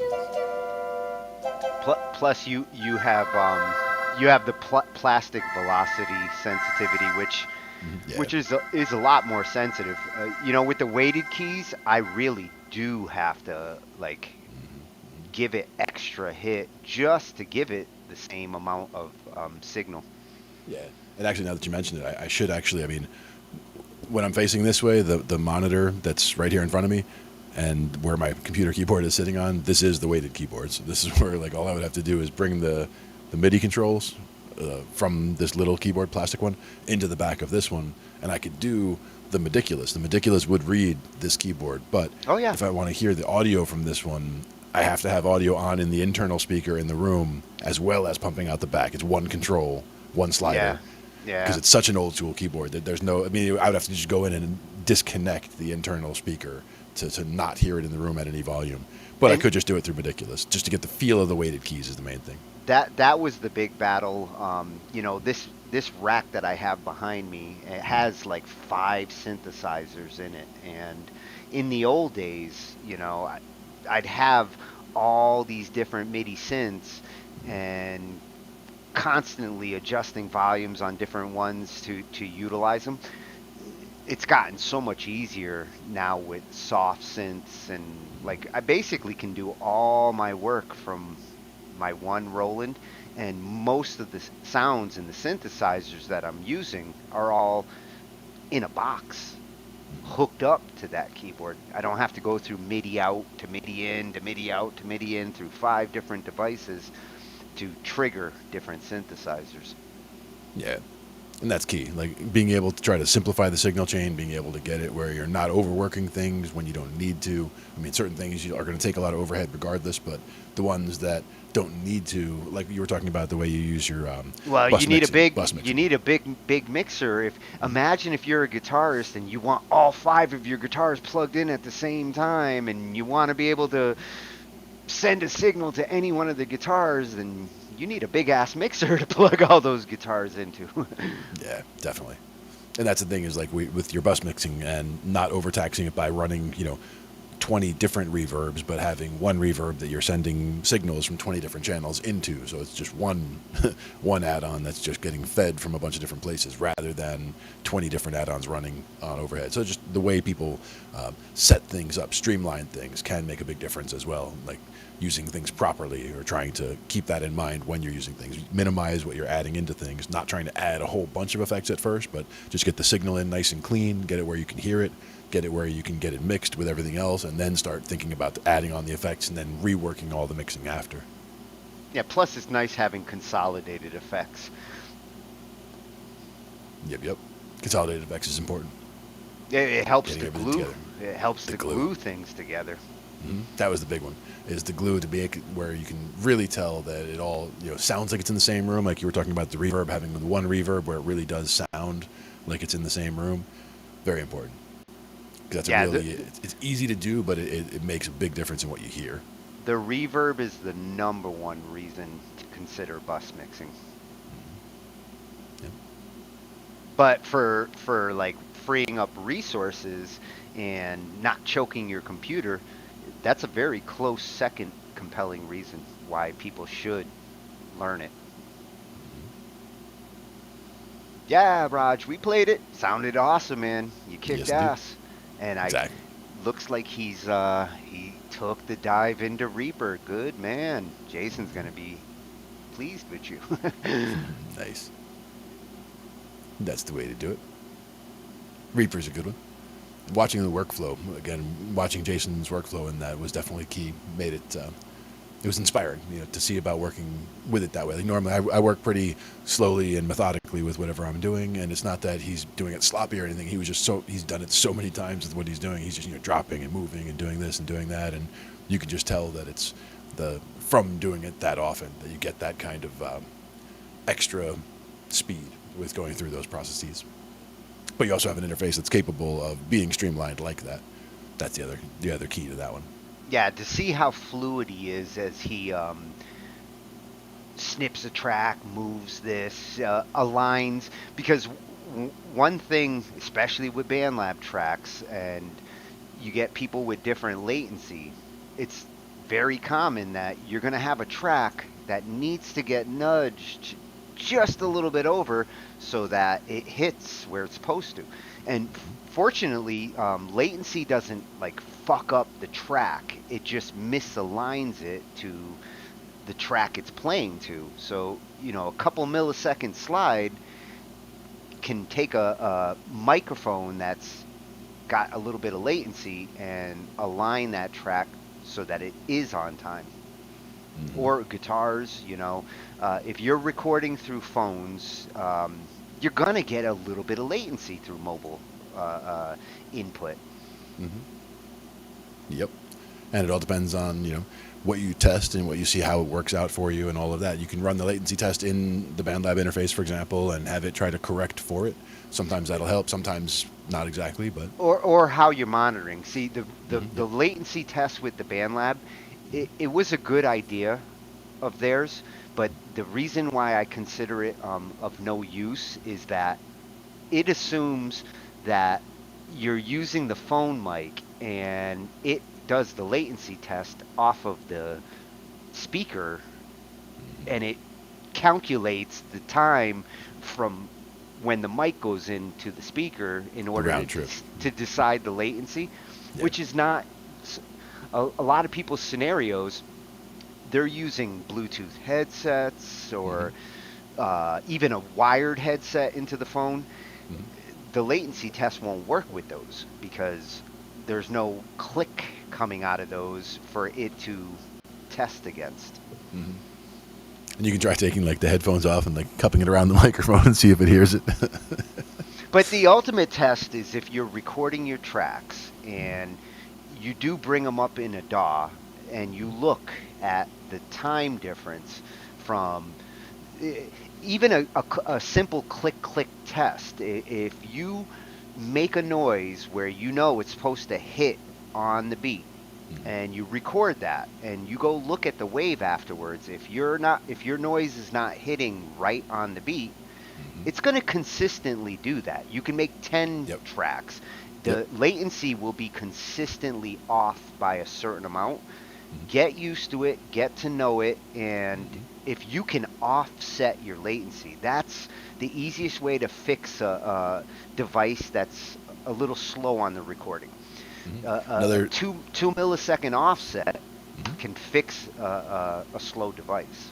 one suggestion for making that correction is zoom way, way, way in, because you zoom way in to where your entire screen width is actually only like 0.01 seconds or whatever. Like you're zoomed way in, and it'll be very easy to see where especially when you look at a strong beat, you get zoomed in on a strong beat. It doesn't have to be the first beat, because sometimes instruments come in at different times. But if you find a spot in the song where everyone's hitting something strong at the same time, then you'll definitely see that, okay, this one's here, this one is a little bit further off to the side. But the further you zoom in, the easier it is to get them lined up. And then you'll see that even if you're not perfectly lined up when you're way zoomed in, if you play them to your ear, it's going by it so fast that you'll hear it, it'll sound perfectly right on. And sometimes you intentionally want to be a little bit off, so it sounds like a flam, if you know what that is on drums, where the one stick is hitting right after the other. But like two of them hitting one right after the other is a flam. So sometimes you'll have those two peaks, one just a little bit off from the next. But usually you'd want them to be directly on, depending on what it is. Like most instruments, you would want them to hit simultaneously. But that's the idea. Find a nice strong beat where everything is hitting at the same time, get them lined up, or at least those two things you're trying to line up. Get them lined up right there, and then when you start listening to it back from the beginning, everything sounds like it's perfectly lined up again. So that helps a lot for the gluing factor as well. A lot of songs will sound very disjointed if you have even that slight few milliseconds off one way or the other. And again, it doesn't take an expert ear to recognize when there's latency. Any ear will recognize when it hears something off. They might not know how to fix it, but it'll definitely say, "Oh." They might not know what it is. What's going on there? Yeah. They might not even realize what the problem is, but they'll know that like something doesn't sound right, and that might be why they don't necessarily like the song, because something's off. Yep. You only want chaos in your music when it's intentional. When it's unintentional, chaos in music is a hard pill for ears to swallow. Yeah, intentional chaos is a good thing when it's used, like you said, appropriately and in the right places. Like you don't necessarily want it all the time, and you definitely don't want it in places where like you're trying to come into something specific, especially on a resolution. Talking about tension and release, you've got tension, a little bit of chaos maybe in the tension, but you're coming to that release. You got to land. You got to land that plane. So you got to get that tension going, get that release. You don't go from the tension to chaos and something else and something else and something else. It's like you're taking your listener on a journey somewhere specific, so you got to get there. Yeah, and think about it, for what it is. Think of it as the emotion that it is. The tension and the release sound is like an emotional thing to the ears. Yep. That's what gets you on that journey. Yeah, and that's where, like you said, even when people don't know necessarily what it is, that's they can feel that it's pulling, or it's building, and then when it finally does release, like you don't have to have tons of music theory to implement that stuff. It's very natural. One of the best implementations that I saw of that was in Victor Wooten Bass Workshop, I think it was. The Groove Workshop was the video that I watched.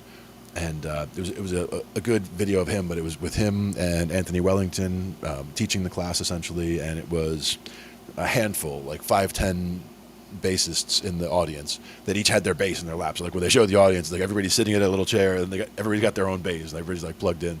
So they could be like Wooten, isn't he like he's one of the most influential bassists? Yeah, he's crazy good. Modern He's crazy time. good. It's hard to find a bass player who looks more natural as far as the style that he has with playing. Like the bass belongs in his hands, and he can make it say whatever he wants it to say. like I look at it that way, because if he wants to get high sounds, he'll play harmonics. Like he plays Amazing Grace, the whole song just in harmonics on the bass. He has the double thump stuff where he's using the thumb, and again the technique. If we see this camera, like the playing style, he's doing like dum dum dum dum dum dum dum dum dum dums, whereas like the thumb just stays flat and just using it as if it's a pick on the strings, but going up and down on the strings, and you get dugga dugga dugga dugga dugga dugga dugga, so you can get sounds like that. And he's playing all different notes with that, so you can get dugga dugga dugga dugga dugga, so you can get these big runs where instead of getting his two fingers back and forth all worn down. He's just using the side of the thumb. Yeah, To he just makes go it up and down like he that. makes it look like it's no work at all, even though Yeah. he's actually doing a lot of work. And he talks about dynamics there as well, where you don't see him do anything different. Like he's got the fretting hand looks like it's doing the same thing. The picking hand looks like it's doing the same thing, but he's playing at a whisper. And then he's like thump, thump, thump, thump, and then back to a whisper and thump, thump, thump, thump. And like he can go anywhere in that dynamic range, without having to change the whole position that he's doing. He just add more of what he's doing. He just knows the instrument that well and has been playing for that long. But the fact that in this Groove Workshop they had a bunch of things that they went over, and one was basically charting out a measure or a two-measure phrase or whatever, and making that it was like the yardstick, let's say, the groove yardstick or something like that, where you're basically looking at, okay, here's the 1, here's the 2, here's the 3, and here's the 4. But in between there, you could have 16 things, or you could have 32 things. It depends how busy the song is and how slow the tempo is, for example. But you might just be like boom cha, or whatever, and just like breaking it up like that and trying to get a whole thing and doing for the slap technique and getting like a lot of the percussive sounds that you're trying to get when you're playing slap style. A lot of that people don't realize is slapping with the fretting hand as well as hitting the strings with the picking hand. So you're doing like bop, bop, bop, bop. So you're going back and forth, like slapping them with this hand and that hand. So digga-digga. You can go back and forth between the two hands and get digga-digga. And that way the strings aren't ringing out, because each time you're hitting and landing and holding. So you're like slapping and keeping on the string so that they don't just go bang and ring out if you just slap them and let them go. I'll tell you, some of the slap techniques and players that you've shown me, like, over the last like year, I had no idea like bass techniques like that existed. And it's good to see, like, that technique is constantly evolving, because they weren't playing like that in the 70s and 80s slap. Like, that funk was cool, a lot of innovative stuff that went on back then. But these players nowadays, they're really taking slap to a whole new level. It's crazy stuff, man. And that's the thing, is the sounds that they get. I mean, it's still the same notes. So that's the thing, is whether you're doing a fretless or whether you're doing a fretted bass, they still have all the same palette of notes that everybody else uses. So there's nothing new there. We're not inventing new stuff like that, but it's just how you approach it. And again, the tools and the different sound effects that you can add. Or the effects, because like some of them, what's that stick? The Faraday stick? The Chapman stick. Chapman stick. Some of the techniques that I've seen them do, it almost made I felt like, wow, are they on a Chapman? Because like it's like they're playing on the neck, not on the fret, or not on the. And I want to say that might have been the one that we were watching. There's a video of one of the guys. He'll come to me in a minute, but he was playing on an all aluminum 7-string bass or something. Oh, I remember that aluminum. aluminum. It was like metal, and like the way that he was doing, just the both hand tapping, it was like a Chapman stick, but playing it, in the way that you would play a regular bass. Now, was he getting that kind of sensitivity because of the aluminum neck, or was it just his technique? I think it was the technique, the tone, and the setup. I would put it in between all of those things. The aluminum neck might have something to do with it, like, because that might help to just resonate the entire instrument, the whole fretboard. I could see it complementing the technique. Because was that also the fretless one that I showed you? Because at one point it was an all aluminum neck that was also fretless. So it was one where you could just and like slide up and get like insane slides, and everything was very smooth. But there was another one where they had it might be actually one of the Chapman sticks, or the name has something about with a rail in it, because it actually was a fully aluminum neck that was machined, where all the frets were all machined out of the same piece of aluminum. So it's like one big piece of aluminum where they like carved in between all the frets out. So the frets aren't things that are added in. It was all part of the initial block of aluminum, and they just carved out the shape of what you would want. So everything's already intonated exactly where it should be. They baked it in. they baked it all in. There's still, I think, a truss rod in the back. There's still the ability to change for the if the neck if this neck starts to bend the wrong way, you can coax it back where it should be. But there should never be anything that you have to do with the frets, because it was all milled out of one solid piece. But it doesn't sound like a piece of wood. So the question was, what does it sound like? What strings do you put on it? What effects do you run through to get the really cool sounds? I bet it sustains like all hell, though. I bet it's crazy. Which neck do you think would be more temperamental to temperatures, wood or metal? My thought would be wood, but it would be interesting to put them side by side like that, because I Yeah. would think if it was metal, the truss rod is kind of keeping it in check at that point. So I think once they find a good balance, the metal of the truss rod and the metal of the neck would maintain a better balance than the metal and the wood, metal of a truss rod and a wooden neck, just because the humidity, for example, would affect a wooden neck very Yeah. differently than a metal neck, but the metal truss rod and the metal neck would react the same way. You know what I mean? Like in that way, I think it would be a little bit different. If there's even a truss rod in the aluminum one, it might not even have a truss rod, and it just might be, oh no, it's perfect when you get it, and it's just going to stay that way forever. That's another possibility. But a lot of it determines the action. Like if it's super low action, even minor variations of the curvature of the neck can make a big difference to your action suddenly getting higher, or suddenly you're getting fret buzz. And Oh, you start yeah. getting fret buzz. Fret buzz definitely kills the buzz. That's no good. You don't want that. You're playing like all of a sudden, and you're playing like, where the hell did that come from? And that's your neck needing to be a little slightly adjusted with the truss rod. The one thing is you can kind of eyeball that. Like if you take the bass and you eye it up where your head's at the the bottom of see the the bass, curve? and when you're looking up, you're looking along the strings, because the strings are essentially a straight line. There'll be a slight drop, but they're under tension, so they're essentially a straight line. So you'll see how the neck curves relative to the straight line of the strings. And you will see that there should be some relief, they call it. So like when you're looking at the bass, eyed up like that, you'll see that like the strings are close up here, and they're about the same the whole way down, but there's a little bit, you can see the neck pulling up towards the strings at the end. Whereas if it's completely flat or goes away at the end is the worst, because if it goes away at the end, down at the end, that's when you're getting fret buzz. And when you're trying to fret notes, all of a sudden they disappear because you're hitting the neck. Like you're trying to fret at the 2, and it's hitting the neck at the 5. The strings are so close that It's because the neck is not actually flat, so it's like if it's curved the wrong way, it's like curved backwards over. Like, I'm not sure if you'll be able to even see it, but with the guitar, for example. well, that would be considered warping, right? Yeah, exactly. You can't really see the straightness of the strings, but if you did, you'd see that you could,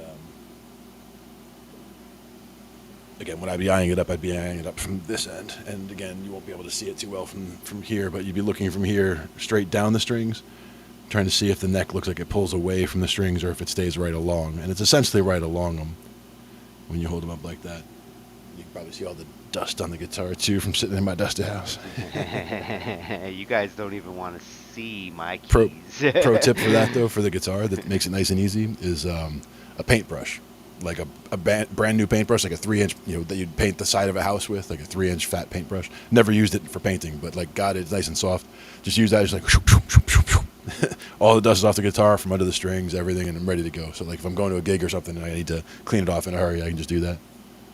But otherwise, it's, you give it a good scrub anytime you're going to change the strings. You're going to take them off. You might as well take the time to put a little elbow grease into cleaning up the fretboard. You need to oil it every once in a while so that it doesn't start looking dry and cracked. What's that cleaner you guys use on your? I saw Jason cleaning his neck one night with The one that I have is not a cleaner, but it's a finger ease. It's something that people have. It's a spray. Finger ease, I think, is what somebody mentioned. Mm-hmm. For that one, it helps the strings that are slipperier, so you can slide on them more easily, and it also is supposed to be not bad for the wood. I don't know if it's especially good for the wood, but it does help with moisture. It gets some moisture into the wood without being bad for it. So I wouldn't like gunk it on there, but some people, they just go like spray across a couple times. You should not gunk any of your musical instruments. Pro tip, no Gently. gunking, no gunking, no forcing. And the same thing with the truss rods. Like I've seen people where their truss rod was actually like frozen in place or locked, where like they're trying to move it, and they like practically ripped, or started twisting the neck just in trying to get the truss rod broken loose, when clearly that wasn't the idea at that time. There's a better way to handle that. Personally, I'd hit it with a hammer, but very gently in the right way. So it's one of those things where a percussive hit is better than like, because that's where you'll do less damage, and you'll find out. You brace it some, and you go and give it a little tap. But that's where, knowing where to hit it with the hammer and how hard is super key. I mean, I used to fix computers that way too. Like if you kick it just right while nobody's watching, then you can fix it that way. I have fixed a few with just a little bit of a jolt. There were several I had fixed by It's looking not at my them. favorite way of fixing. I like to know why something got fixed. So Yep, absolutely. kicking it and it starts working.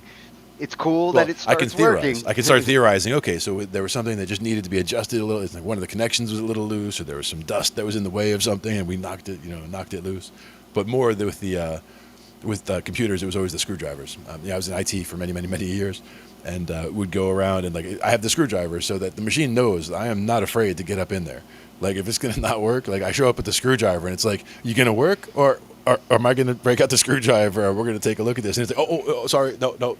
It's okay. Because people are like, I swear it wasn't doing that before, but now that you showed up, now it works fine. I'm like, it knows better. It knows I'm not afraid to get up in there. You got to try the Ange technique. She'll talk to her computers. Okay, now I want you to do this, and I'm just gonna check back here. I'm gonna click this, and thank you, and those things actually listen to her sometimes. Yeah. Or if it's not responding, or if it's not working properly, you give it a second, and it's supposed to be on already, and then you just give it and you kind of look over at it, and it's like ding, then it starts coming on. It's like, okay, sorry, no, it's okay. Well, I think I intimidate my computers because I'm like, okay, you're not going to work? Well, I got 4 more of you behind me, so you better consider working. Make another one that looks just like you. Same thing with, you're not afraid to reformat a machine. Neither am I. I will reinstall you. I am not afraid to reinstall. I'll pull your hard drive, put another one in, reinstall that. Just like you. I'll make another one that looks just like you and doesn't give me any trouble at all. So you better watch it. I try to show them love, but it's tough love. It's tough love.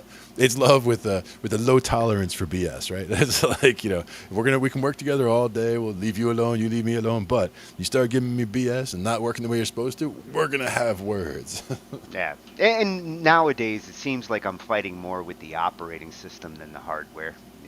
Hardware has gotten to a good place, where if you've got things set up right, it's not usually the hardware we have to fight with anymore. But the operating systems have become a mess. Yeah.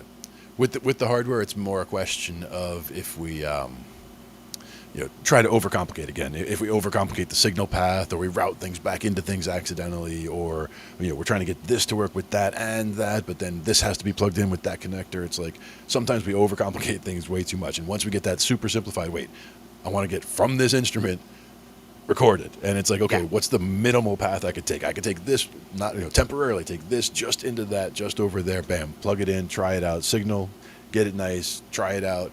Probably the best plan to do, because once you've got that, it's like you might have 15 other things that you can do, get them in there to do certain things with, but do you need them? Even if you are going to have a complicated setup, Slither Joe, great example. His signal chain has evolved over the last seven months. Loopers are big in that too. Putting in the looper and being able to sample what's coming in and use it immediately on the way back out. That's key. That's key to the way he has that set up. He had to think out, like, what do I want to do? I want to be able to get a sample from here. I want to be able to on the fly. So his whole signal chain had to be thought out. Had to be meticulously tested across each jump, and he did start simple, this to this to this, and then from there added more stuff in, this to this, but maybe you might send something in from that, and now to this, and you always want to be able to go back to the simple setup. Exactly. If not for nothing else, troubleshooting. Oh, I'm getting a hum. Where's the hum coming from? Well, if there's 7 different things in the signal chain, that's a good question. Trouble finding it. Yeah, exactly.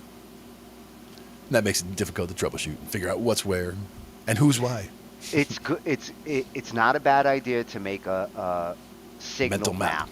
A map, a physical one. I would say visually, you want to be able to look at your signal visually, so you understand where noise can be introduced. Yep. Now you know that I do live sound and with my buddy Mike all the time. And he is a huge fan of drawing stuff like that out. Like when it comes to the way he sets up the rig, when Well, it comes look to the at the power shit he has draw. to look what he has to use. If he Yeah. doesn't draw it out, how the hell is he gonna figure it out? Yeah, and then you get there and it's like, okay, I need this and this, and you got a whole bag full of like adapters and connectors and extra cables that go from here to there that you wouldn't normally use, but you have just in case you have that one situation where the only way you could fix it is if I had a cable that went from this to this, and you're like, wait, dig through the bag, back pocket, there it is. That's the one we needed. You know, That's the kind of stuff. at some point he must have looked at that mixer and his gigs and went through his mind every possible scenario of why I need a cable like this, why I need an adapter like this. Oh yeah. And at some point he must have made the ultimate list. Okay, if I need one of these, then I want three of them. Yep. Because you know, when it comes to cables and adapters, and especially if you're doing live performance gigs like that, Yeah. you want to back up to the backup. And it's an iterative process. So like as we go along, like we're talking about the monitor setup, because a lot of times I end up setting up all the monitors across the front. So like me, while he's snapping in stuff on the board or loading up the profiles into the board, I'll be over there getting the monitors laid out in the front, so we'll get the spacing right for where the people will be, the front people on the mics and with the instruments. And while I'm getting all that lined up and sent over, you got to make sure that you get the power run, you got to make sure you get the XLRs run, get them over, but you got to also make sure it's run neat and everything's in And the right that's place. a whole nother challenge. Not only is he dealing with audio signal routing and shit, power conditioning and routing is almost more complicated with We get really lucky. I stage got some shit.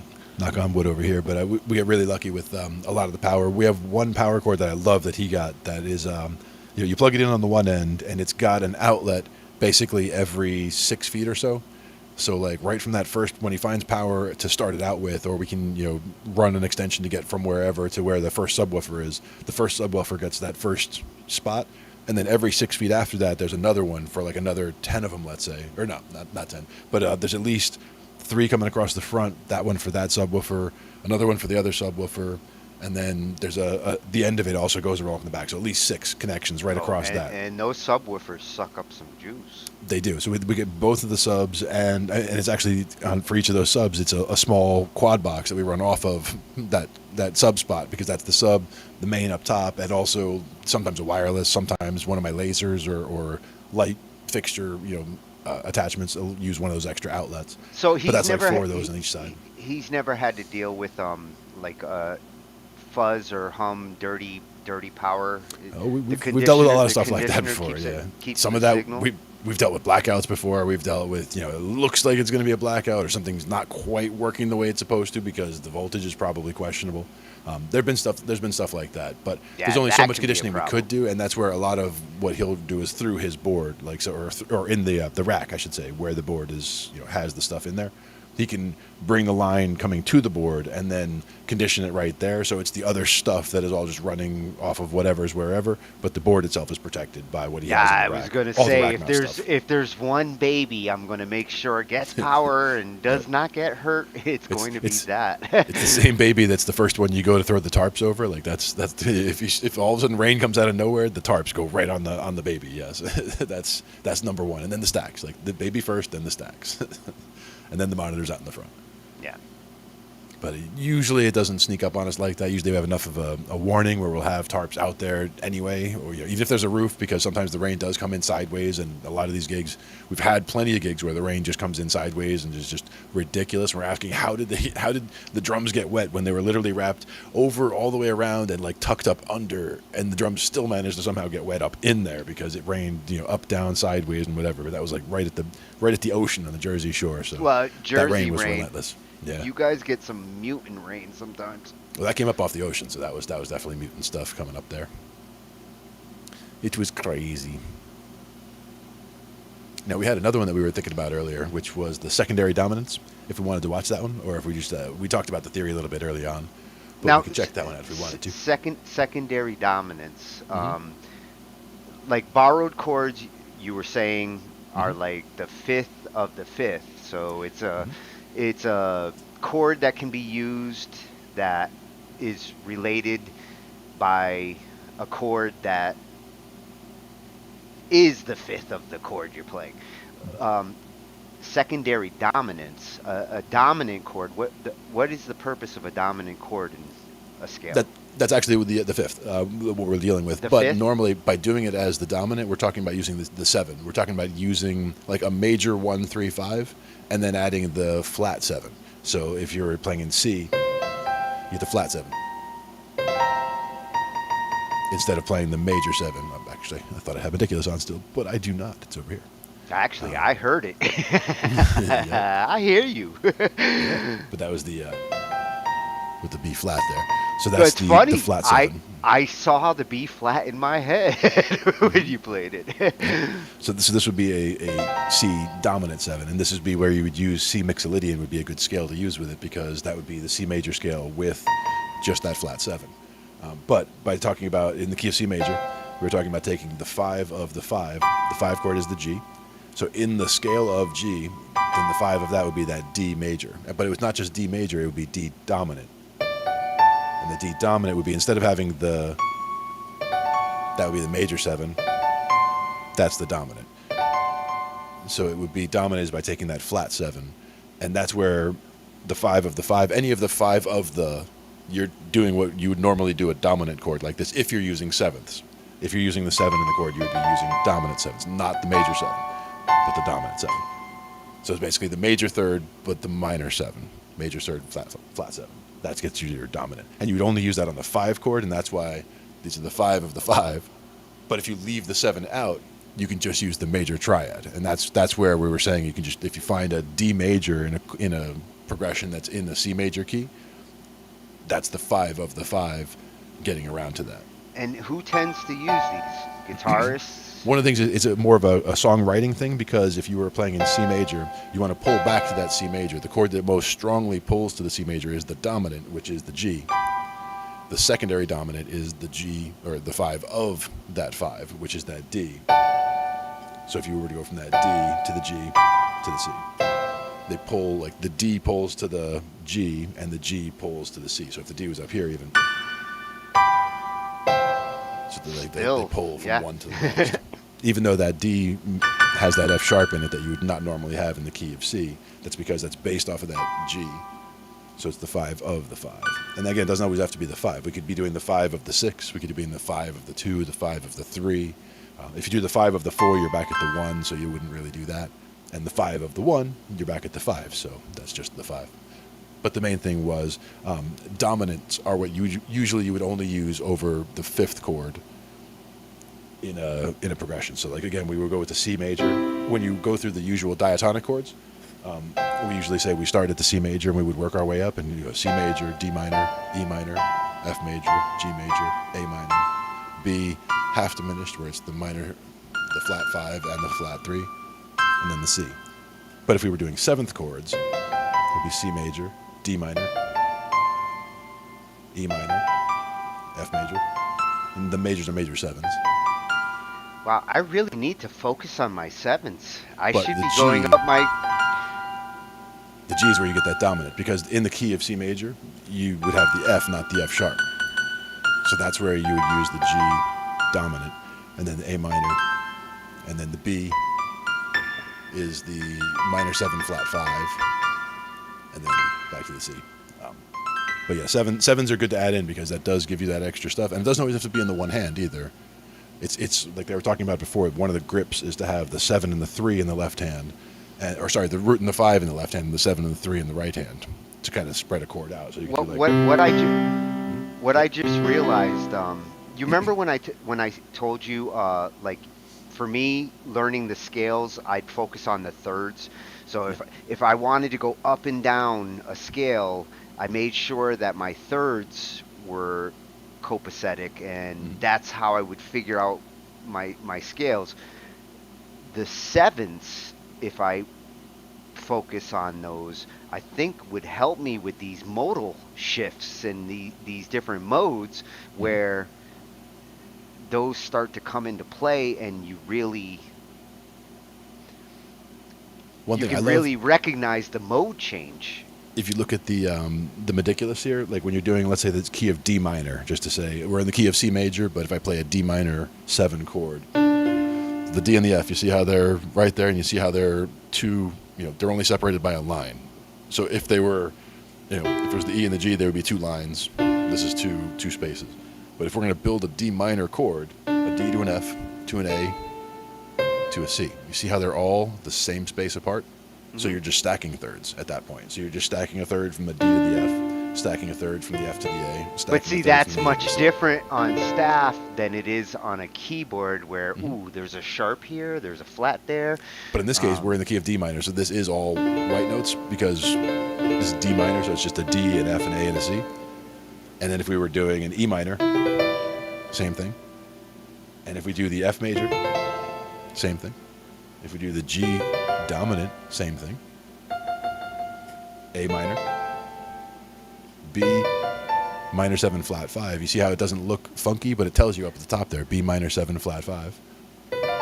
Because of the fact that, but it's all the same. Flat stacking. 5. Wait, so the 5 is the F? Oh, so it's supposed to be an F sharp. Yeah. It's supposed to be. That would be B major 7.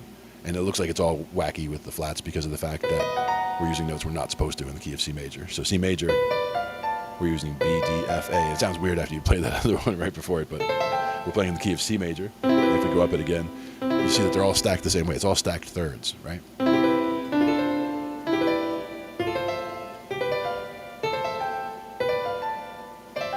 It's actually easier to see with the note rolling up the notes like that. Yep. Makes it easier because your ear picks them up as you go. Yeah, you get to hear a little of each note. And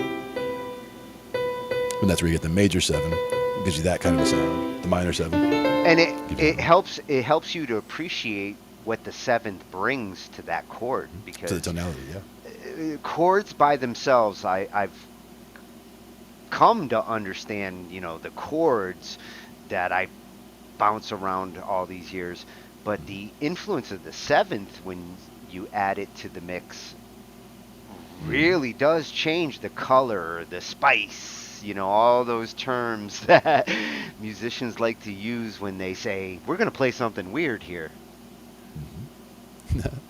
Roger's talking about the wires exposed on the headset. Yeah, I've been there, man. It's like, yeah, we got to do something. I will donate all my broken headsets.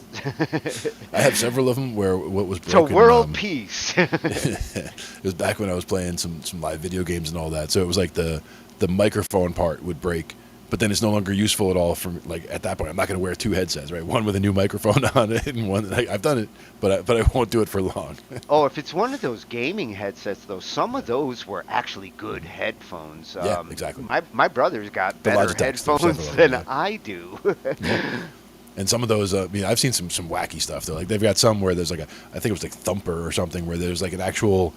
It almost looks like an ammo bandolier, like across the chest, but it actually has like rumble pads on it, so that like if you get shot in a video game, it's like it'll actually like crush you or make you feel like you actually got thumped in the chest with something. Yeah, I don't know if I like the idea of that. That might be a little too realistic, but today's VR wants to shoot you in the chest. Yeah, but it reminded me of. Laser tag, like when it first, laser tag way back when, like as a thing that was like, you'd have the guns and the belts or whatever, the things that would go over the shoulder with the little, receivers on it so that it would get, hit by the gun. Hey, and they went from laser tag to paintball. So if you've ever been shot by a paintball gun, yeah, laser tag hurt way less. Laser tag hurt way less. Even if they put thumpers in, you would know you got shot, but. You would just know you got shot. It wouldn't be, or get hit in the face with a paintball. I've seen people get hit in uncomfortable spots with paintballs, let's say. You better wear your cup. Yeah, somebody did not heed that rule, and they got whacked. But, the one time I did do paintball that I remember most vividly was against... just a bunch of state troopers basically were up there, and like they had more than they needed, but they didn't have enough for two teams, but they had more than too many for one team, so they just needed like a few more. So like me and a couple of my friends joined basically these state troopers for paintball, and it got serious because these guys, it was all against each other. Like they were getting serious. The fact that we were there was no big deal, but they were. Well, see, if you play paintball, like you play your Call of Duty, I don't think I'd want to. I don't Yeah, think I'd no. want to fight you. You don't. I mean, strategy is the big thing. I mean, it's also with paintball. There's lot of accuracy is not all there. I mean, at least when I played, this was decades and decades ago. So it was in the early iterations of paintball before they had laser accuracy Shit. with Now they just like fly off to the left, they fly off to the right. Like the paintballs didn't have much consistency. They'd gum up in the gun. I mean, there was weird shit going on. blow up in your face. It could, yeah. But it was fun. It was a whole lot of fun running around the woods, good exercise, and nobody got nobody got super insulted or no hard feelings anywhere going on with that. So it was fun, a good day all around, and we all had beer after. So it's the way to do it. Better than before. Hey, Yes. David, I'll tell you what. If you have a Twitch account, jump on our Twitch, twitch.tv/Angified. Sign into our chat. Send me the link there, and I'll check it out. Trying If, something new today. if you can still hear. And if you can still hear, you don't have to post it again. We see the link anymore.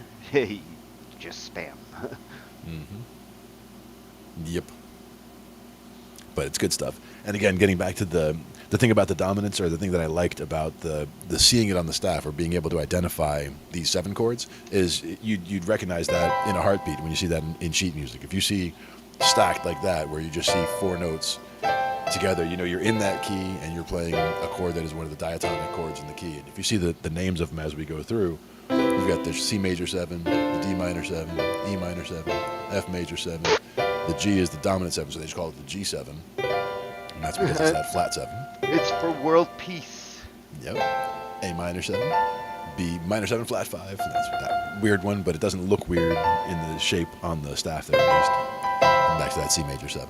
And you wouldn't always use the 7s, but you can hear how they add that extra little nuance, where if you were just playing triads, you wouldn't hear that coming Well, in. and you can think of where you inject them, where they'd be useful. That lounge music, and certain jazz and certain blues, shit rock. um, Yep. Shit rock's my favorite.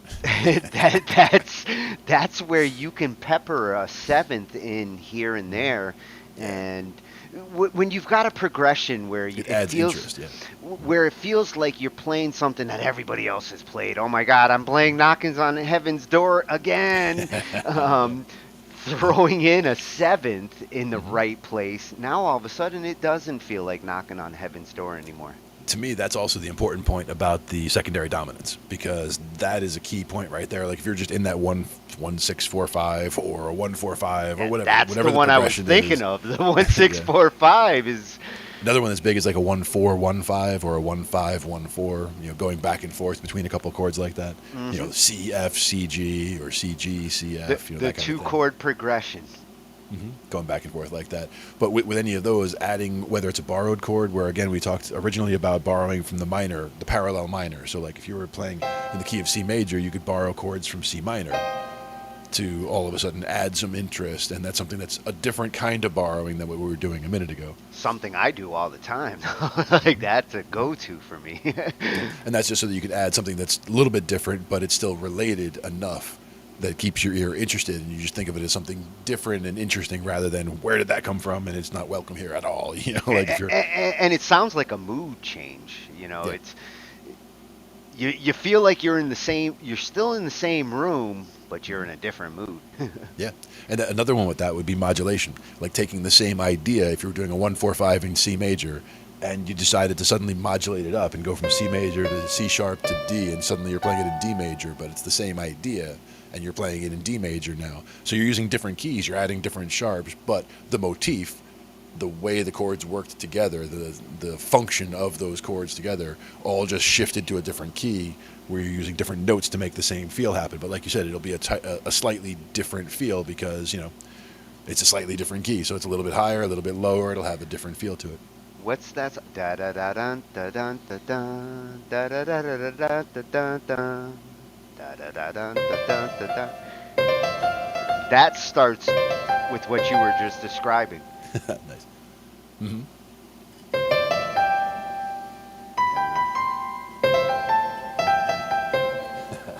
I'm messing around, trying to figure it out. There's Yeah, I'm trying to remember. think of what the hell that song is because it's it's one of those things that you'll hear at a hockey game or a Oh, there you go. baseball game. Or,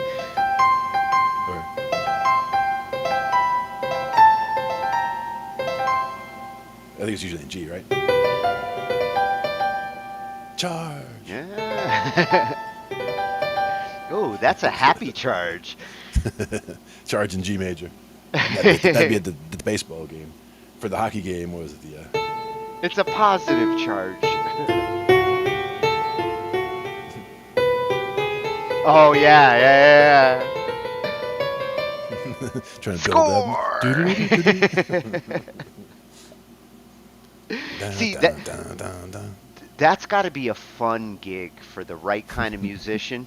Like Yeah, yeah. you know, the organist who plays at like sports games Hmm. is a special kind of musician. The emotion and the moods that they utilize to Hmm. enhance the sport event. It's a lot of fun if you're a good organist or a pianist. Yep. And they probably do like background for announcements and things like that as well. Get a little bit extra in there. It'd be fun stuff. It'd be fun to get some gigs like that. The other ones we haven't really used. We used the piano sounds. We didn't really do a lot with the organ, but I do like the organ sound in this one. That feels like a hockey game.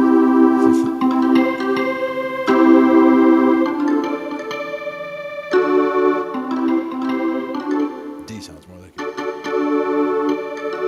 And you get to hear the notes when you do switch patches, and this is something that like I do recommend people try to play an instrument where you can change sounds, Oh yeah. so you it will change the way you write music. I mean, I don't write string arrangements the way I write piano arrangements. Yep. Sometimes it's, just the difference even in the percussions because there's the pizzicato strings, like you'll get those and you'll get like really sharp sounds, but then you've also got strings that are just like more of a swell where they come up out of nowhere. I mean, you get totally different functions for different types of strings depending on what you're trying to do.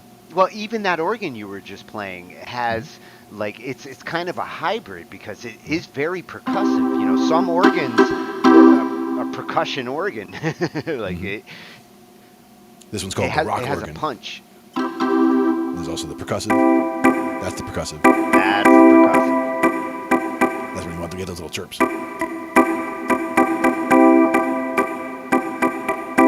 Then there's also the drawbar. Now, I always like the drawbar, Yeah. especially the actual drawbar organs. They're really fun to play. Oh yeah. And I mean, just watching my cousin Jeff, like picking how to get certain sounds out of an Ice organ like cream. that. Raj said ice cream truck song. The ice cream truck. The good human man. The ice cream man is coming. Ice cream man. The ice cream man is coming. I'm thinking Eddie Murphy. I got Yeah. some ice cream and you can have none. Oh, the tubular bells.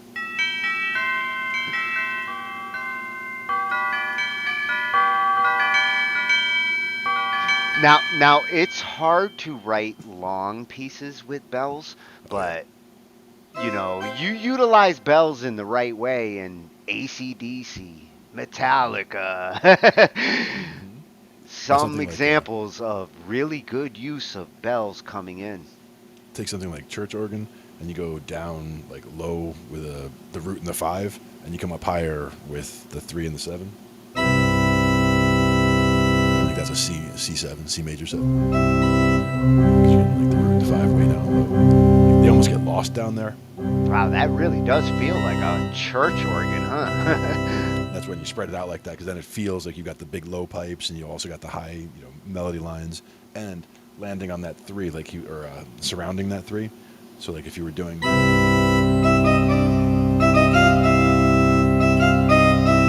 we're gonna keep that 3 on top. And you see how easy it is to fill out the sound there with that particular patch. You Yep. don't need a lot of notes. I mean, a couple of octaves and a third or a fifth in between, and The trick is if you did just if you wrote it by sight, for example, and you said, "Oh, without even listening to the sound, I'm just going to say we're going to do octave in the left hand and we're going to do the full chord in the right hand." It keeps things sound so full that it's almost too full if you did that. Have you ever written a whole song by sight? Not really, no. I haven't done a whole lot of writing. Most of what I'll do is I'll write parts for songs that we either other people have started, or I'll get little progressions and get ideas and get them started, and then we kind of all work on a song together. But I don't do a lot of like start to finish. Just here's a song that I started and finished. But there's a couple that I have in the works that like you have that have been working for a long time. You've never notated on my music theory classes in high school. The teachers I had, I swear, they were not musicians. Like, they were transcribers, and the way that I got taught music theory, she would just, it was all sight writing and no actual instrument implementation, which always confused me. I couldn't associate the dots that I was seeing with the sound I should be hearing. Yeah. But I could write. I mean, I wrote for 2 years, all purely on staff, utilizing classical music fugues and rounds, and where it's a pattern, so you're just like connecting dots and drawing. And that's where, again, being able to translate what you're reading into music or into sound and understanding the timing is big. Like you were saying, that's one of the biggest ones with tab. One of the drawbacks is that it's hard to see the timing in a tab because it's just numbers one after the other. But in good tabs, if the timing is very important, they'll have them spaced out more. So like 2 measures might take up the entire width of the page. Oh, so that really? Things can have a lot of space. That's what they're doing with the tab, because you show like because the one thing tab always bummed me out is it doesn't show expression. Tab is like half sheet music. There's some things tab shows. Now you can add dynamics if you wanted to. Pianissimo, fortissimo, you can add those if you wanted to, because the notes are still represented in the same places along a timeline. So if you wanted to show it's getting louder here or getting softer here, one of the things you will see is things like tremolo, like you'll see a big a vibrato. You'll see like what those look like on the and bends. You'll see bends going up, bends that are pre-bends where you started up and then came down. Yeah. Bends where you go up and then come down. There's a bunch of different ones. And the Gilmore bend, like doing a full whole step bend, like a whole step bend from a C to a D, and then up to a D sharp, and then back down to the C. So it's going up the 2 and then the 3 and then all the way back down. So like you get that kind of thing happening too. Once you start recognizing what those look like on tablature notation, and that's where looking at it for the type of music that you're trying to listen to. Like if you're playing faster music, like looking at some Van Halen tablature that's really accurate, or some Zeppelin tablature that's really accurate, or whatever. You find some tablature that's in a style that is complicated stuff going on with the guitar work, and if you see what that looks like in tab, you start to recognize it. But the timing is key. Like again, the amount of space between the notes tells you, but also sometimes it's just so many notes that they have to stretch it out like that in order to fit 8 or somebody just keeps hitting the same fret over and over again. Yeah, I keep thinking of my guitar player magazines from the 80s, and which I used to faithfully buy. I couldn't play the damn guitar, but I bought every issue because the idea that like, ooh, if I ever want to learn that solo, it's there. Hey, what's happening, brother? Yeah, I mean, I remember Thunderstruck from one of those guitar magazines, and just looking through and being like, oh, this is so cool. Like, all the notes are right there. And then trying to play it. And it's like, that's, there's definitely a lot of timing involved. So it's key, and a lot of technique and a lot of practice to get there. Because at that time, I had not, did not have any real guitar or even stringed instrument experience. So it was definitely, I could see what the notes were, but I couldn't make it happen. I couldn't make Thunderstruck come out from a guitar. Nowadays, I could, though. Nowadays, I have a feeling that I haven't really tried to read anything from tab in so long because I do everything by ear. But if I did throw something on tab up, I think it would go a lot smoother now than it used to. And even from seeing just even a little bit of seeing what sheet music or what the staff notation looks like again, kind of refreshing what it looks like and what little hallmarks are, little cheats of what things look like. Like that, if you see things where 2 notes are kind of right next to each other like that, because they're right next to each other, so they won't be above or below, one will be off to the side. But you'll recognize stuff like that when you see it. But most of the chords that you'll see will be little stacked stuff.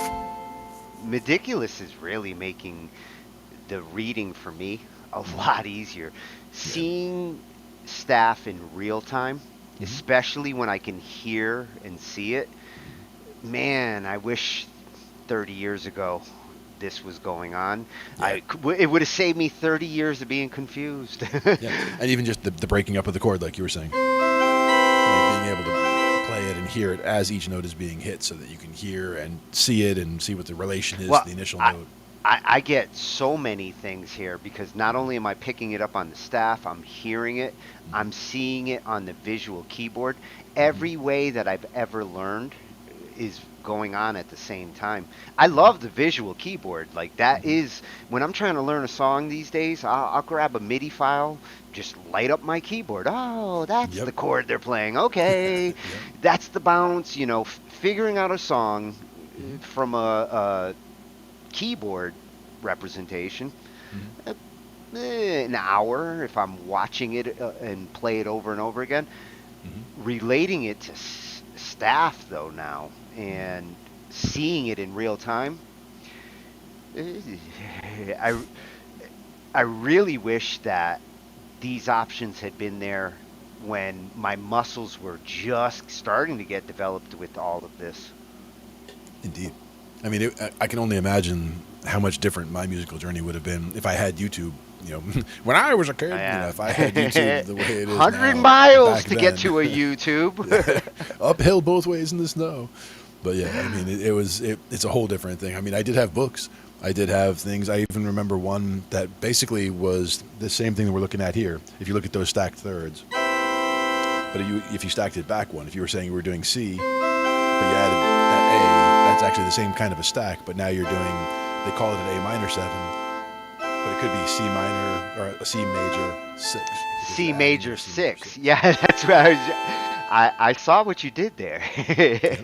And it's the same thing where we're just stacking those same thirds, but the whole thing with this one progression, it all looked like Well, that. so it could be the A minor 7th or the C major 6. The way you would determine it would end up being whatever chords or things you're doing around it that would kind of say, "Oh, I used it like a C major 6th Now in this case, I would because say of the progression." I would call it more of a C add 6, because that was using the 1, 3, 5, and 6, which a lot of times you don't want to put this 5 and the 6 right next to each other. Oh, I heard final countdown for a second there. Did you? Close. Somewhere up in there, yeah. And that's the thing, is sometimes that I'll be playing whatever and I'll hear something like that and then I'll have to go find it and like figure the whole thing out. The one that I used to always play was one of the Zeppelins.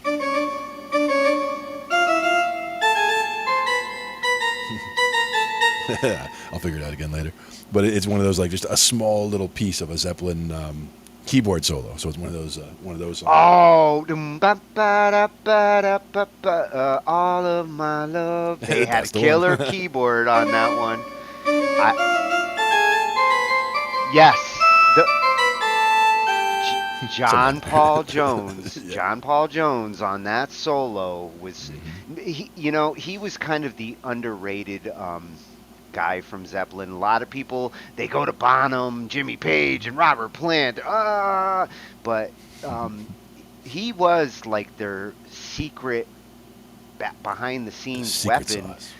when it came. Yeah, his keyboarding skills were awesome. Hmm. His Yep. songwriting skills. And that was one of the first bits of keyboard stuff that I learned just by putting it on repeat and listening to it and playing along it. I just said, you know what? I knew I'm like, it's only, whatever, 30 seconds or 25 seconds, whatever it is long. I Yeah, already when it know could where it take started. you So like 30 hours to learn. yeah. And I just kept putting it on repeat and just kind of bumbling through it. And every time through, something more sticks from the last time. And even if I get it totally wrong this time through, I might have made the connection in my head of what I need to do differently next time. So like when you watch me learn stuff, you watch me learn stuff all the time. Like when we throw on something random and I just start playing, I'm trying to find my way to what key it is. I'm trying to find my way into what the phrase is. If I hear things repeat, I can latch onto those more easily. I'm not afraid to hit wrong notes to try to find the right notes. Like all these things together, that's a big one. And one thing I can say about you, you assimilate to a music style. Like, I wish I had that ability to jump into a genre or a style so naturally. The thing is, while it's playing is the key, because if you just asked me out of the blue, like if we did an experiment and we said, okay, here's 6 songs from 6 totally different genres, totally different styles, and if we sat down and put the song on and had me play along to it, I would jump right into those styles. But if we just said, hey, let's do, and if we just like gave me the title and what style it is and said play in that style, I would be like, and it would be a totally different thing, I swear, because it's not so much that the style is coming out of me, it's more that I'm hearing and trying to reproduce what I'm hearing real time. So like reproducing what I'm listening to is very easy for me, but trying to just say, okay, play in a reggae style, like, I mean, there's certain things I could do, like, knowing it's a bit of a bounce. That's almost like carnival stuff too, right? Doing a root and then the 3/5. But you could be doing that in a reggae. You could also be doing more of like where you're actually going through the triad.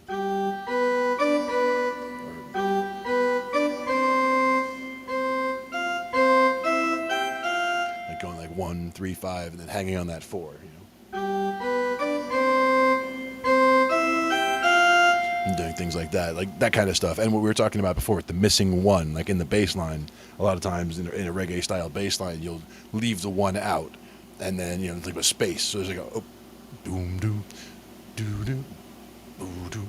You said you started with piano, but bass is definitely your like dominant. That's my main instrument since I started really learning now as an adult. Piano was as a kid for about 10 years, up until high school, and then I learned a little bit of guitar, just kind of picking it up and noodling around. Had a couple of guitar lessons, I think 3 guitar lessons with an actual teacher. Well, I think the guitar's a natural like middleman between piano and bass. That guitar is your, like, you get a lot of power from both directions. Yep.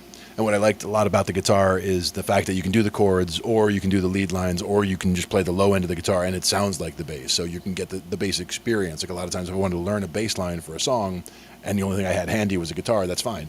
Because the lowest 4 strings on a guitar are a 4-string bass. So you can learn everything that you would learn on bass, just learn it on the guitar, and then you just have to translate that to the slightly thicker strings when you play it on the bass.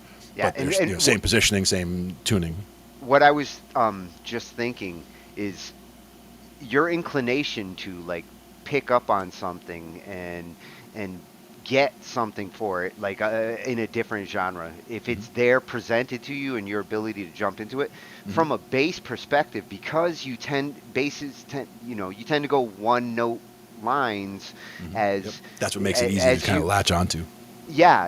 That kind of instrument and that kind of mentality, and the fact that it's in the isolated range too, like nobody else really plays down there. Like I'm in my own little zone, right, for the bass. So when your ear is picking up a bass line, there's not a lot of conflict. Unless, I mean, you might have low keyboard stuff going on down there, but for the most part, nobody's messing around in my area. So I can hear the bass very clearly against everything else, even if it's a busy song, as long as the bass is loud enough. No matter what genre, what genre you're in, you know where the bass fits.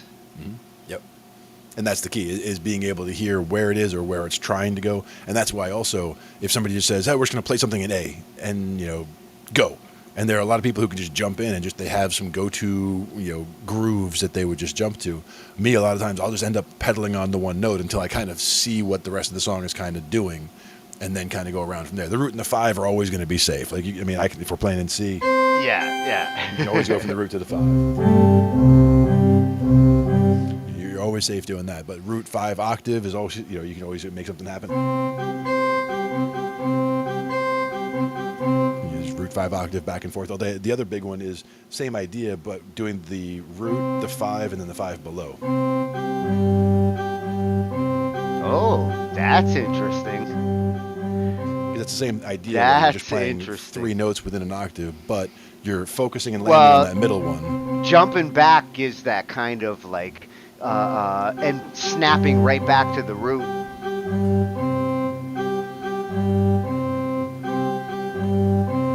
Basically, I'm just doing the C up to the G and then the G from underneath. That's a pretty fun bounce. It is. And that's one, actually, I was listening to a bunch of bossa nova the other day. Like, I found a couple of different playlists that I was liking. One is, a reggae beach playlist. The other one is a bossa nova beach playlist. But what they did is they just took regular pop songs. Like, it could be a Sting song. It could be whatever. It could be a Beatles song. Take regular songs and put them into a style, and then put that style into a playlist. So this is you know, the bossa nova style. And just with the bossa nova, so much of it is just bouncing around with that kind of move, or just between see if I can even just find it here real quick, because the best example would just be to throw on the bossa nova real quick, because that is, you know it when you hear it, and if so much of it is if you just realize that you're just dealing with the root and the five in just about all that you're doing, and it just makes such a nice bounce that I always liked it. Let me see if I can find it here. First of all, for the reggae, let me see what they do. Let's see what kind of disastrous reggae they choose here. I'll put it into let's say reggae in G. How about that?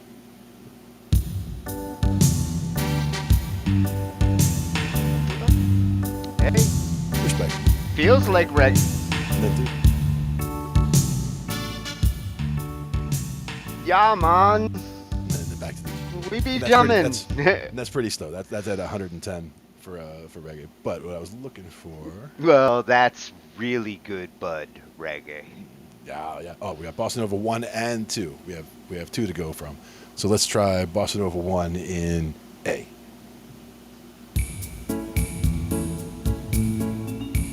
But if you listen to the bass on that, it's just going back and forth. From the A to the D. Or the A to the E. Now you could walk that bass up. Bum bum bum bum bum.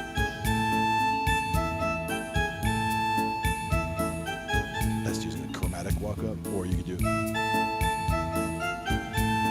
F sharp though. I would usually go with the chromatic walk up, because again, then I don't care what notes it's supposed to be. I just know it's a whole step below it and go ba-da-da. It's meant to sound like that. But you can hear how the bass is just basically it's basically just going from the 5 to the 1 back and forth, and that's Bossa Nova 1. The second one's probably the same idea, but we'll do that one in D.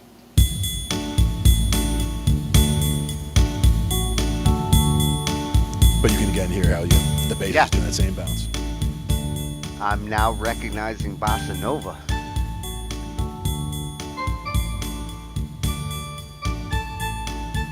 The D and the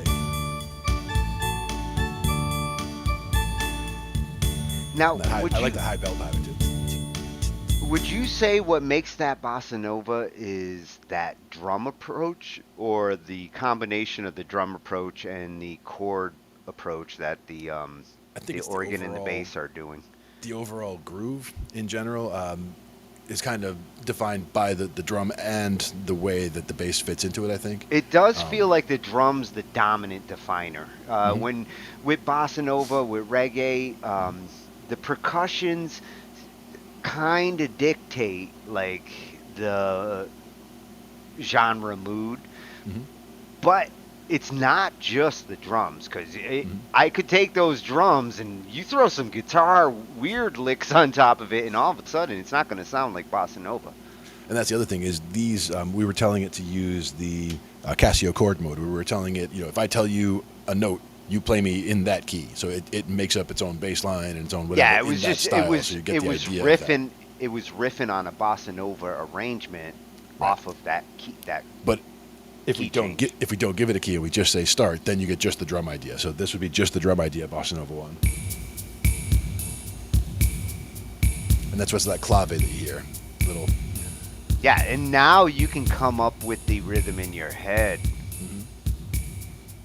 So yeah, the clav, that's a part of that sound, huh? Certain drums, the drum choices on a genre like that kind of put them in that genre. And Bossa Nova 2 is the one that has the higher bell pattern, so that has more of the. It's like a triangle that you're either muting or not muting, is where you get the dull ones you're muting. And the timing, the drum timing that's going on, it is distinct. Exactly. And that's what makes it all fit in. And then when you actually do give it a key, then that's where it'll bounce in. It does feel like a dance. Like, you know how you got these different dances, waltzes. And that's why it's a very characteristic style. And in that same area, you also have like the samba, much faster. Oh, now we shake our hips. And now, what do you think that's going to sound like if we give it a key? Shakira. We'll give it a G.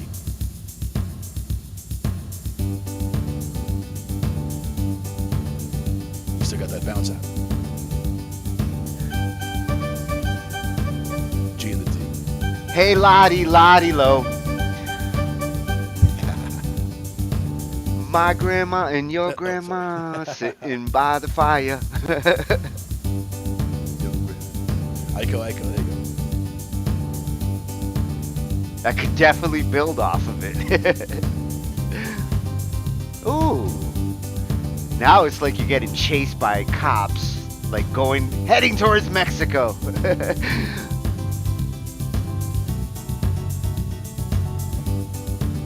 But there's cops at the line.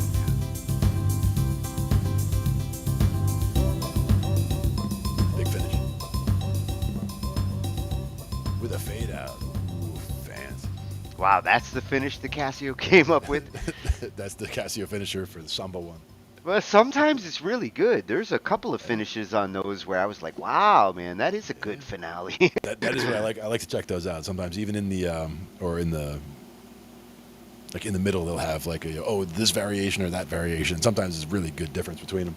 But here's Samba 2. Very similar with that bell powder. That's Beastie Boys. Oh, Beastie Boys.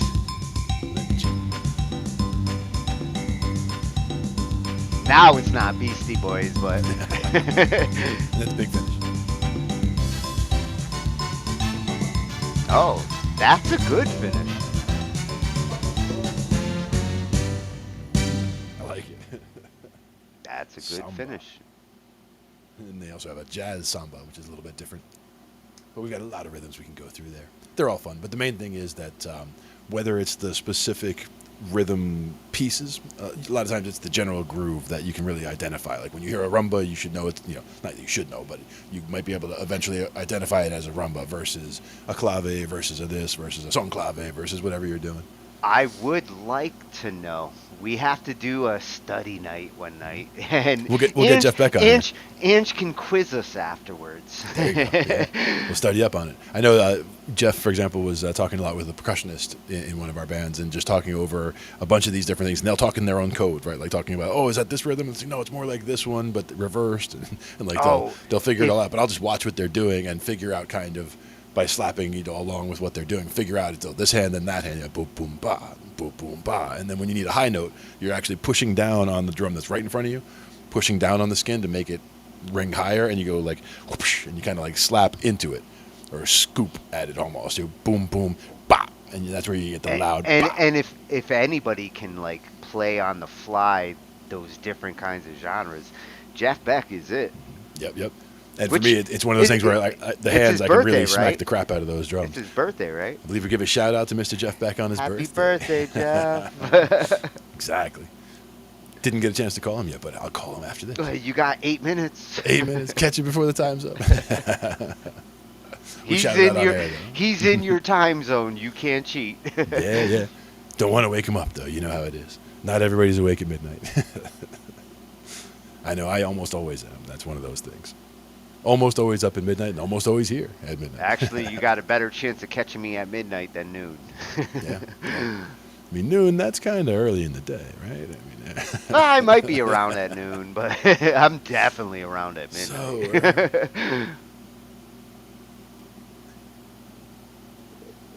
Yeah, I did have a couple of these purple haze around, so. You still got some of those left, huh? Matter of fact, this is only the third one that I've had of them. So, I mean, I bought 12 at the time just to have some and to try them out. And the fact that they were delicious. I was going to say, that's how you savor them. Yeah, exactly. Oh, they're in cans? Yeah. Purple haze all in my brain. Jimmy This was would not be open proud. yet, so it's not going to spill. But it is delicious. This one is open. Because that's how you can get the stuff from inside the can out. And hey, it's a can. it's not plastic bottle bullshit. Now, with something from the "Don't try this at home" kids file, I mean, I've actually ripped a beer can apart with my teeth, which is I not did advisable. too once. Yeah.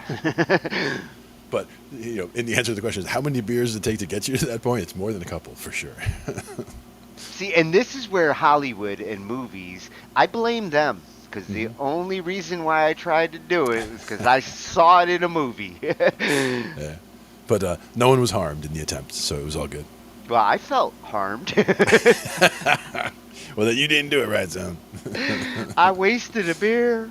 Oh, no. See, you do it when it's empty. Like, first you drink the beer, then you tear the part of the beer can apart.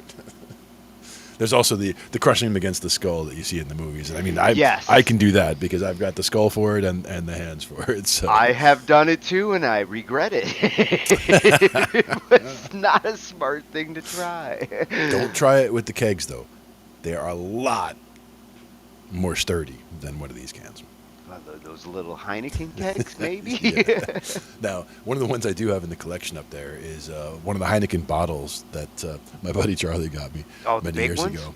It's enormous. It's like 5 liters, I think. It's whether it's a Magnum or it's just enormous bottle. But like you see it next to the other bottles, it's like holy crap. But when we opened that, I was just like, all right, big ass bottle. No, But it like- doesn't matter how big a Heineken bottle is, it will get emptied. Oh yeah. And the thing is that like regular cans are like this is a 12-ounce can, and it's like where'd it go? It's like when I have a 12-ounce can in my hand, it's just gone. So that's why I usually go with the bigger cans, like at least the doubles, because I'd be going through so many of these because they just they're like little shots. Raj is saying the kid should have been warning you.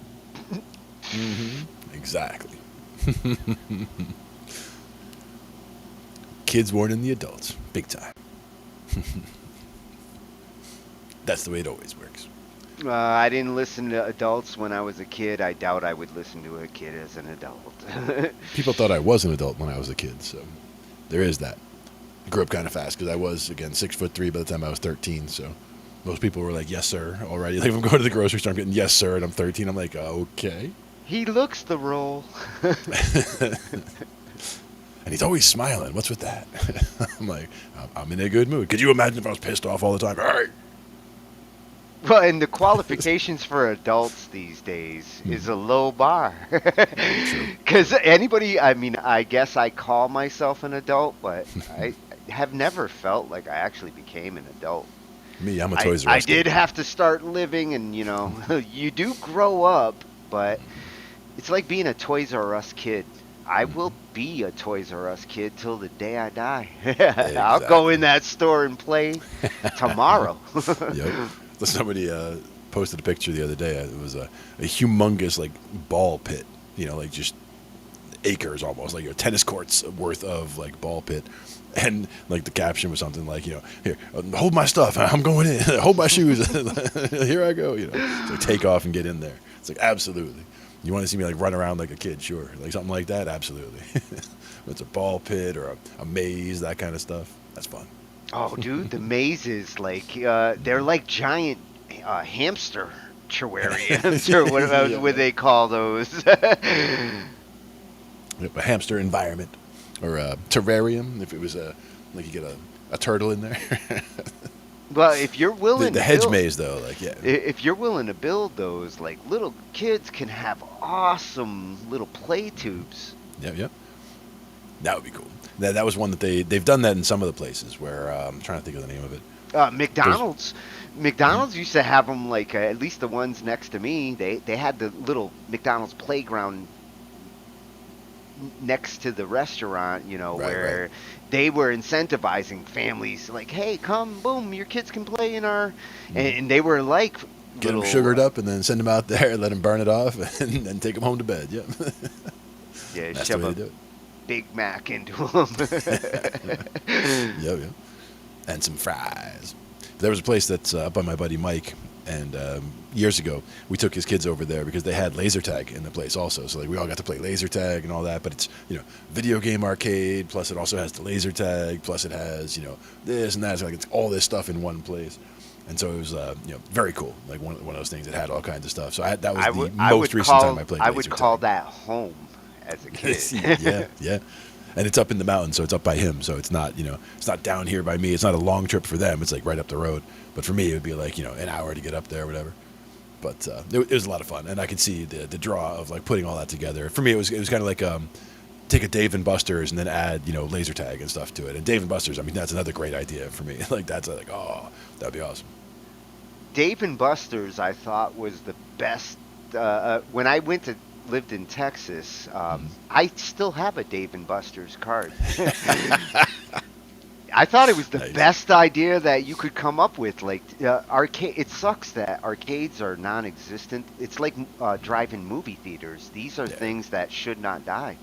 Now, the one place that I do still find the arcades is places like the Boardwalk down the shore. Like my buddy Mike and I would go down the shore. Like we have gigs down there sometimes, and we'll like swing over, and you'll find like they do have small arcades still on there. We find mini golf over there. You find arcades over there, but Yeah, it is they harder to can't find. make Yes. they can't make much of a living anymore because just like home theater is sucking up cinema from the theaters, arcades lost to consoles in the 90s and Mhm.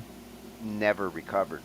Yeah, it's like I'm gonna go somewhere and play games, and I can just play on my couch by myself with my friends online. That But whole the thing. best appeal from the arcades wasn't just that, like the games you were playing. It was the competitiveness. It was the Oh, yeah. meeting up with people. And hey, some of us are gonna go out back and get stoned. You in? No, I'm fucking playing this game. Oh, you had the different arcades than I went to. Well, that's what arcades are for. Yeah, for me, it was way back when. I remember one in particular. It wasn't an arcade, but it was actually a bowling alley, and it was several miles from the house, but it was right on a highway. And this is before I had my license and all that, so 13, whatever. I would ride my mongoose. We talked about the mongoose, right? The little. Oh, I little love mongoose. my mongoose. I would ride that mongoose miles across town to get to that arcade, and I would you can't go on that. There's no way I can go on that highway with a mongoose. So I had to find there was a back way I could get through a little path through the woods to get over to this place. But I'd get over there, and that's the place where they had elevator action, Marble Madness, track and field. So it had like the marble, the big round had controller. people pounding on Pounding on the buttons. trying to Crushing race those each buttons. other. That one got messy. That was more for me for entertainment to watch people playing that one. But for me, the elevator action was the main one. Like I loved. I that game. seen people get in fights after track and field. Like, yeah, fist fights. It's Like, you're fuck taking it a you. little too serious, guys. You cheated.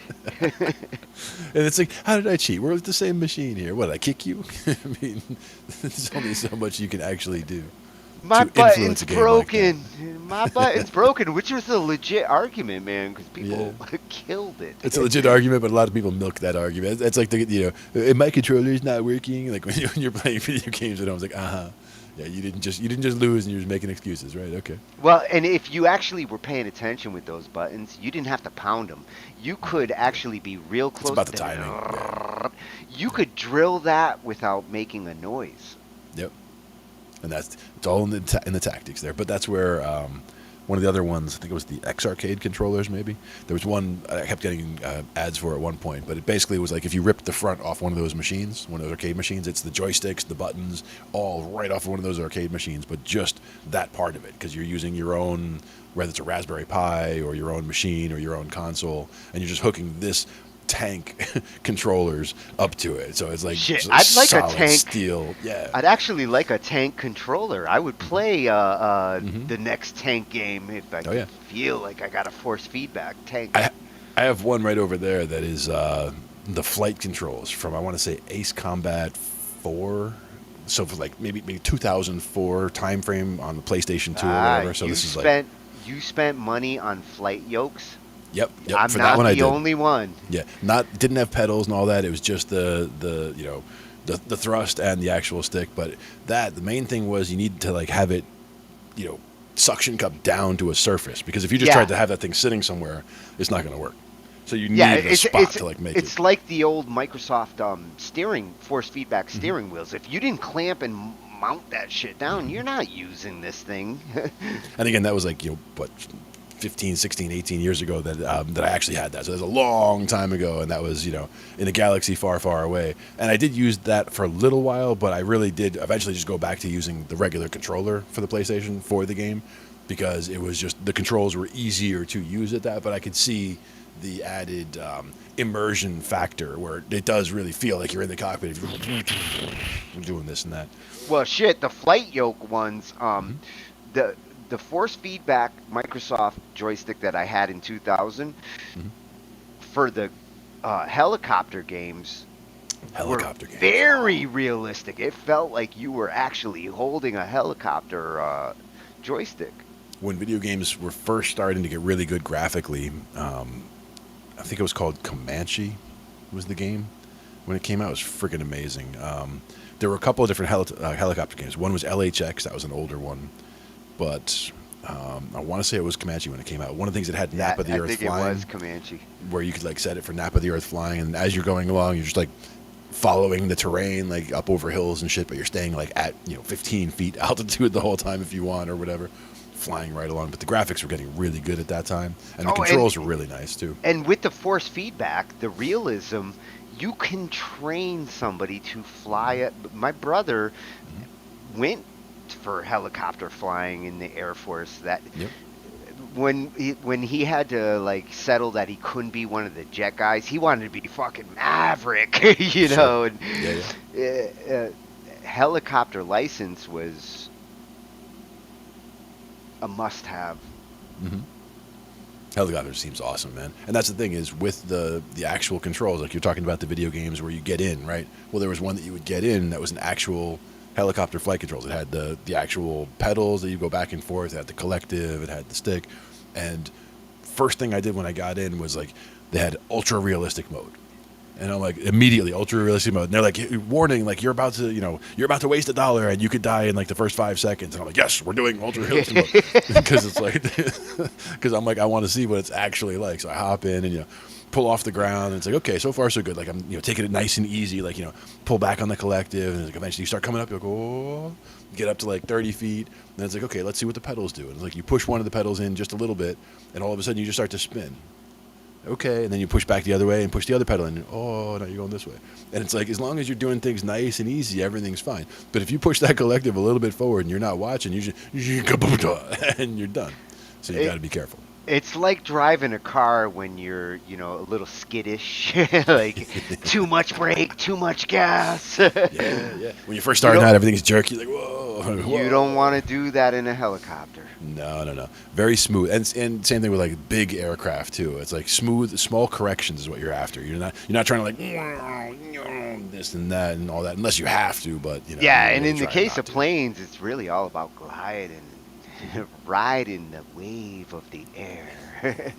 They actually put me at the controls of Grandpa's plane when I was probably 5, in his lap. So I'm just holding the the steering thing. But it was fun. It was definitely cool. We used to ride that back and forth to Puerto Rico sometimes. But I did almost kill us a couple of times by reaching over and grabbing this. What's this do? And almost inflating the life raft inside the cockpit while we're flying. I'll in a tell tiny you, little plane, and that's not a good plan. I love the little guy upstairs, but I wouldn't want him around any plane knobs or buttons. Because he'd be, what's that? Yeah, and I'm nervous enough in little planes. I've only been in them twice, and one I wouldn't call a little plane. It was a hop flight in California because I needed to get to my brother, and those short flights on a smaller plane. Oh yeah. But a single engine plane only once, and well, Grandpa's plane was a little, I believe it was a single engine, yeah. Actually, I'd have to double check on that. But the one that I jumped out of in Kentucky, we talked about. I know. I can't have parachute. believe you jumped out. That was a small plane too, a very small plane. That one, it was I imagine it was the same size as my grandpa's plane, but they basically took all the seats out except the pilot seat. So the whole thing is just empty, bare, empty plane. So you're just in there, and the only thing it had was really the thing to hook the static line onto, so that when you go to jump, because these were static line jumps, so it wasn't a tandem jump, so you're not attached to somebody else, and it's not a free jump where you just jump and then eventually you pull the chute and you go. It's where you attach the tether to the plane so that when you jump out, it's going to pull your chute within that first 2 seconds. So Oh, you're so the only plane's free a, falling for a couple the seconds. plane's a backup puller. No, it's not even a backup puller. It's the primary puller. The plane is pulling your primary chute. If Oh, that doesn't work, you pull your other cannot chute. fuck up. You cannot fuck up, but if the equipment fucks up, then you have to pull your secondary chute. So the idea is you jump out, you're looking down, and they want you to count to 3. And they say if you get to 3, and that chute, and you haven't felt the chute, and you'll know it if the chute opened because you'll feel like a gush. But if you don't feel that within that 3 seconds, then you have to look down at your backup chute, pull it, and punch it. So that's like not just pull it to open it, but like pull the thing to open it and punch it to make sure that sucker opens. And then you're basically coming down backwards because you got the parachute on the front. But you don't want to do that. So basically you get out there, and I got to like 1 and get to 2. Before you even get to 2, the thing opens, and then you're just coasting down essentially very slowly, because once that chute slows down the initial whatever, and it was from 3,000 feet, so it's not far up in the air, but it's like when I saw my foot on the little step, because they make you step out and hold on to the plane Once and you're standing high, on the little step. once you're high up enough to die, if you land, Oh, yeah. it's high enough. and that's not very high either. Like high enough to die, you don't have to get very high. No. You could die real easy above a couple of feet if you want. But yeah, the main thing was that with those chutes, because this is so long ago, it wasn't even the chutes that are the fun, like, coast around like it's a wing and you can fly it around all over the place. This was the round chutes, so like the old style military chutes where you're just falling at a set speed, and if you try to steer, you start falling faster because the way you're steering is opening up a vent in the back of that side of the parachute. And those So are a little messy when you land. Like, it's hard. You're dropping Yeah. at about 15 feet per second. So 1 second before you're on the ground, your feet were 15 feet off the ground. So like think about dropping that 15 feet in 1 second. so It's a rough landing. so you didn't end up like in a tree dangling and shit. Come Nope. on, guys, I'm Matter of fact, stuck. I was the only person that day that landed close to the target, because they actually had like a bullseye on the ground. And if my instructor hadn't like made me turn the other way because of the way the wind was going, where I would have landed in a tree, he made me turn the other way. So I ended up like 15 feet away from the actual target. So I was like, that was pretty damn good. And like the other guys were all way off, like in the middle of that field over there. Hey, Like, if you landed and alive, you Yep. did good. yeah, I landed and alive, I did good. I was happy with it. And I was saying, like, if the at the last second they tell you not to look down because they don't want you to like pull your feet up, like you're afraid of the ground hitting you, and then that make it hurt more when you hit the ground. So they try to distract you and tell you, look at the horizon. Well, like I said, if you hit the ground, then this Yeah, would have I hit the ground and the ground dinosaurs felt would have it. been extinct again. And the ground felt it. But yeah, with the parachute, it slowed me down enough. But they tell you at the last second to like look at the horizon. So you look at the horizon, so the ground surprises you, and it's like, well, that's a bad plan. I'm like, I would have been fine seeing the ground coming. I wouldn't have flinched away from it. But not knowing it's coming, then you can't really, it's not as easy to prepare a nice gentle roll where you hit with the feet and the knees and the hips and roll to the side. Well, they say like if somebody jumps off of a building, they die before they hit the ground. If I you don't know jump about that. out of a plane and you think you're gonna parachute, but you don't, your parachute doesn't go off and you hit the ground, you're not unconscious. You're The thing aware with somebody the whole dying before hitting the time. ground, that would be more like if they got scared to death on the way down, and I don't think that's very common. I think it's usually the sudden deceleration when you hit the ground that causes your brain to hit the inside of your skull, and like that's the stuff that really gets messy.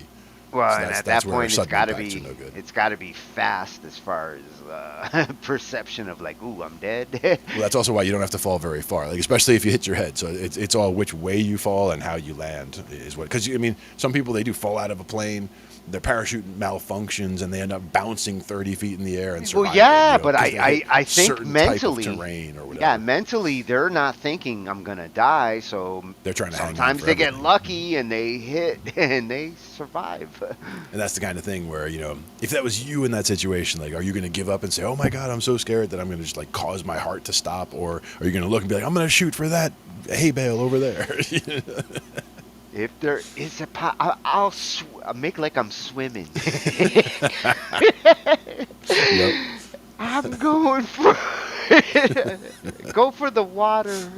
That was one of my favorite parts of, was it the A-Team movie? I think it was the A-Team, where they're falling into the sky and they're in a tank, and they see a lake over there. They want to get to the lake, so he starts firing the gun to like try to make the tank move over to where they needed to. It was like that's one way to do it. Leave it to Hollywood. I mean, Yeah, the exactly. A-Team has had its moments. I enjoyed that movie. Well, And I enjoyed the show way back when too, for sure. do you remember? It was like 1983, 84. There was an episode where so many guns went off, but nobody got shot. And the next morning, like TV Guide, and people were talking about it like, oh my God, this was the most over the top, ridiculous episode in TV history. Like, they shot machine guns into crowds of people, and nobody got gets hurt. shot. Now that sounds like, well, not exactly the same thing, but one was there was a Stallone movie. I remember it was there's a couple of there was one Stallone movie where like people were just there was so many people, like hundreds of people getting shot like every minute. Like he's riding on a motorcycle, just be like brah brah, and like 18 was people it the over one- there died. Was it the 18 one in people over there died. in the future, Judge Dredd or I don't think it was Dredd. No, I think it was a Demolition Man? wasn't Demolition Man. It was back more this time frame. But I want to keep wanting to say Cobra, but I don't know if that's.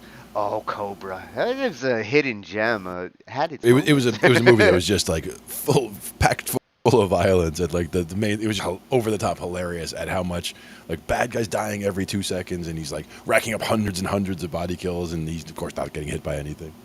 And it's like, at what point does this become ridiculous? Wow.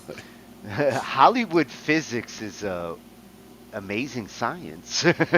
True that. Whether it comes Especially if you time go to travel like or- Star Trek physics, because that's some wild shit. and it is some of my favorite stuff for sure. Well, some of it actually comes close to real science. I miss the Star Trek where the writers really put thought into explanations. Some of the last iterations over the last 20 years, Star Trek can get lazy and time travel. Okay, well, here's a We'll fancy explain it word, this way, yeah. and this fancy word is how they time traveled, and that's not a good way to handle writing. I did like. I mean, I haven't actually watched any of it recently because I don't really watch shows at this point. I watch mostly just movies and, like I said, science, education videos, stuff like that. But fun You stuff went like Thomas Dolby there for a second. that. Science. She blinded me with science. She blinded me with science. Da da da da da. Something around there. Always hard to say. I'd have to hear it again, but it's been a while. That was a good one though. Da, da, da, da, da, da. No, yeah, and Dolby had some really great. He had some great experimental stuff. He was one of those off the radar kind of artists, but if you like electronic experimental music, And then there was always the flock of seagulls because that hairstyle that kind of defined that, right? they ran from that hairstyle. Ah, yes. I covered that song. Oh, I did. You kidding? I had to. Yeah. It was a personal request. Yep. I've seen that one in movies too. It's a good one. Ran so far away. That is definitely not. That is not a jazz samba. That is for sure. That's one that can translate into other genres, because I've heard other versions of Iran in other genres where I was like, wow, interesting twist. It's a good try, yeah. That's what I was saying about that bossa nova covers thing. It was basically all songs that you totally recognize. You know all the words. You recognize the chord structure, but it's either in a bossa nova style or the reggae style on the other one. And it's really cool to see how they are reimagined in that style. And the instrumentation as well, what they choose to add or take away from it to get into that style, but still represent enough of the original song to get the ideas across. Yes, we will have to explore each style more in depth, like a style night. Stylist light sounds We'll good, yeah. get a stylist in, somebody who's a stylist in that genre. I was And gonna say, if you maybe can even- get Beck any night, he could yeah. probably cover it all. We can Absolutely. have quiz night with him.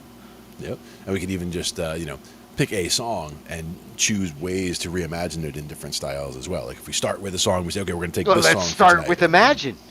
Yeah, there you go. We'll start with Imagine. Yeah.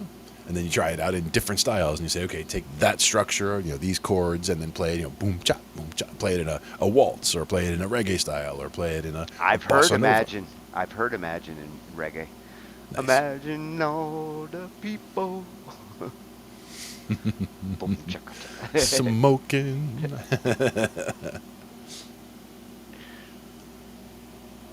Because they'd always be smoking over there for sure. It's perfect. Hopefully, one of these future contests. The next one is acoustic punk. Acoustic punk would be awesome. Taking an acoustic song, turning it into a punk song. That's what they're going to be doing. I like it. It's the way to do it. Yeah, Couple keep an different eye ways. out for that. Mm-hmm. So, we're wrapping up our Thursday night. Always we a got pleasure. some new subscribers into our YouTube channel. We have to keep adding to that. Absolutely. Appreciate that, guys. Getting the YouTube going, getting the Twitch going. Yeah, I Keeping like the that band lab piece going. that rough guitar pointed us at. Yeah, very cool. Oh, and thanks for the Twitch follow.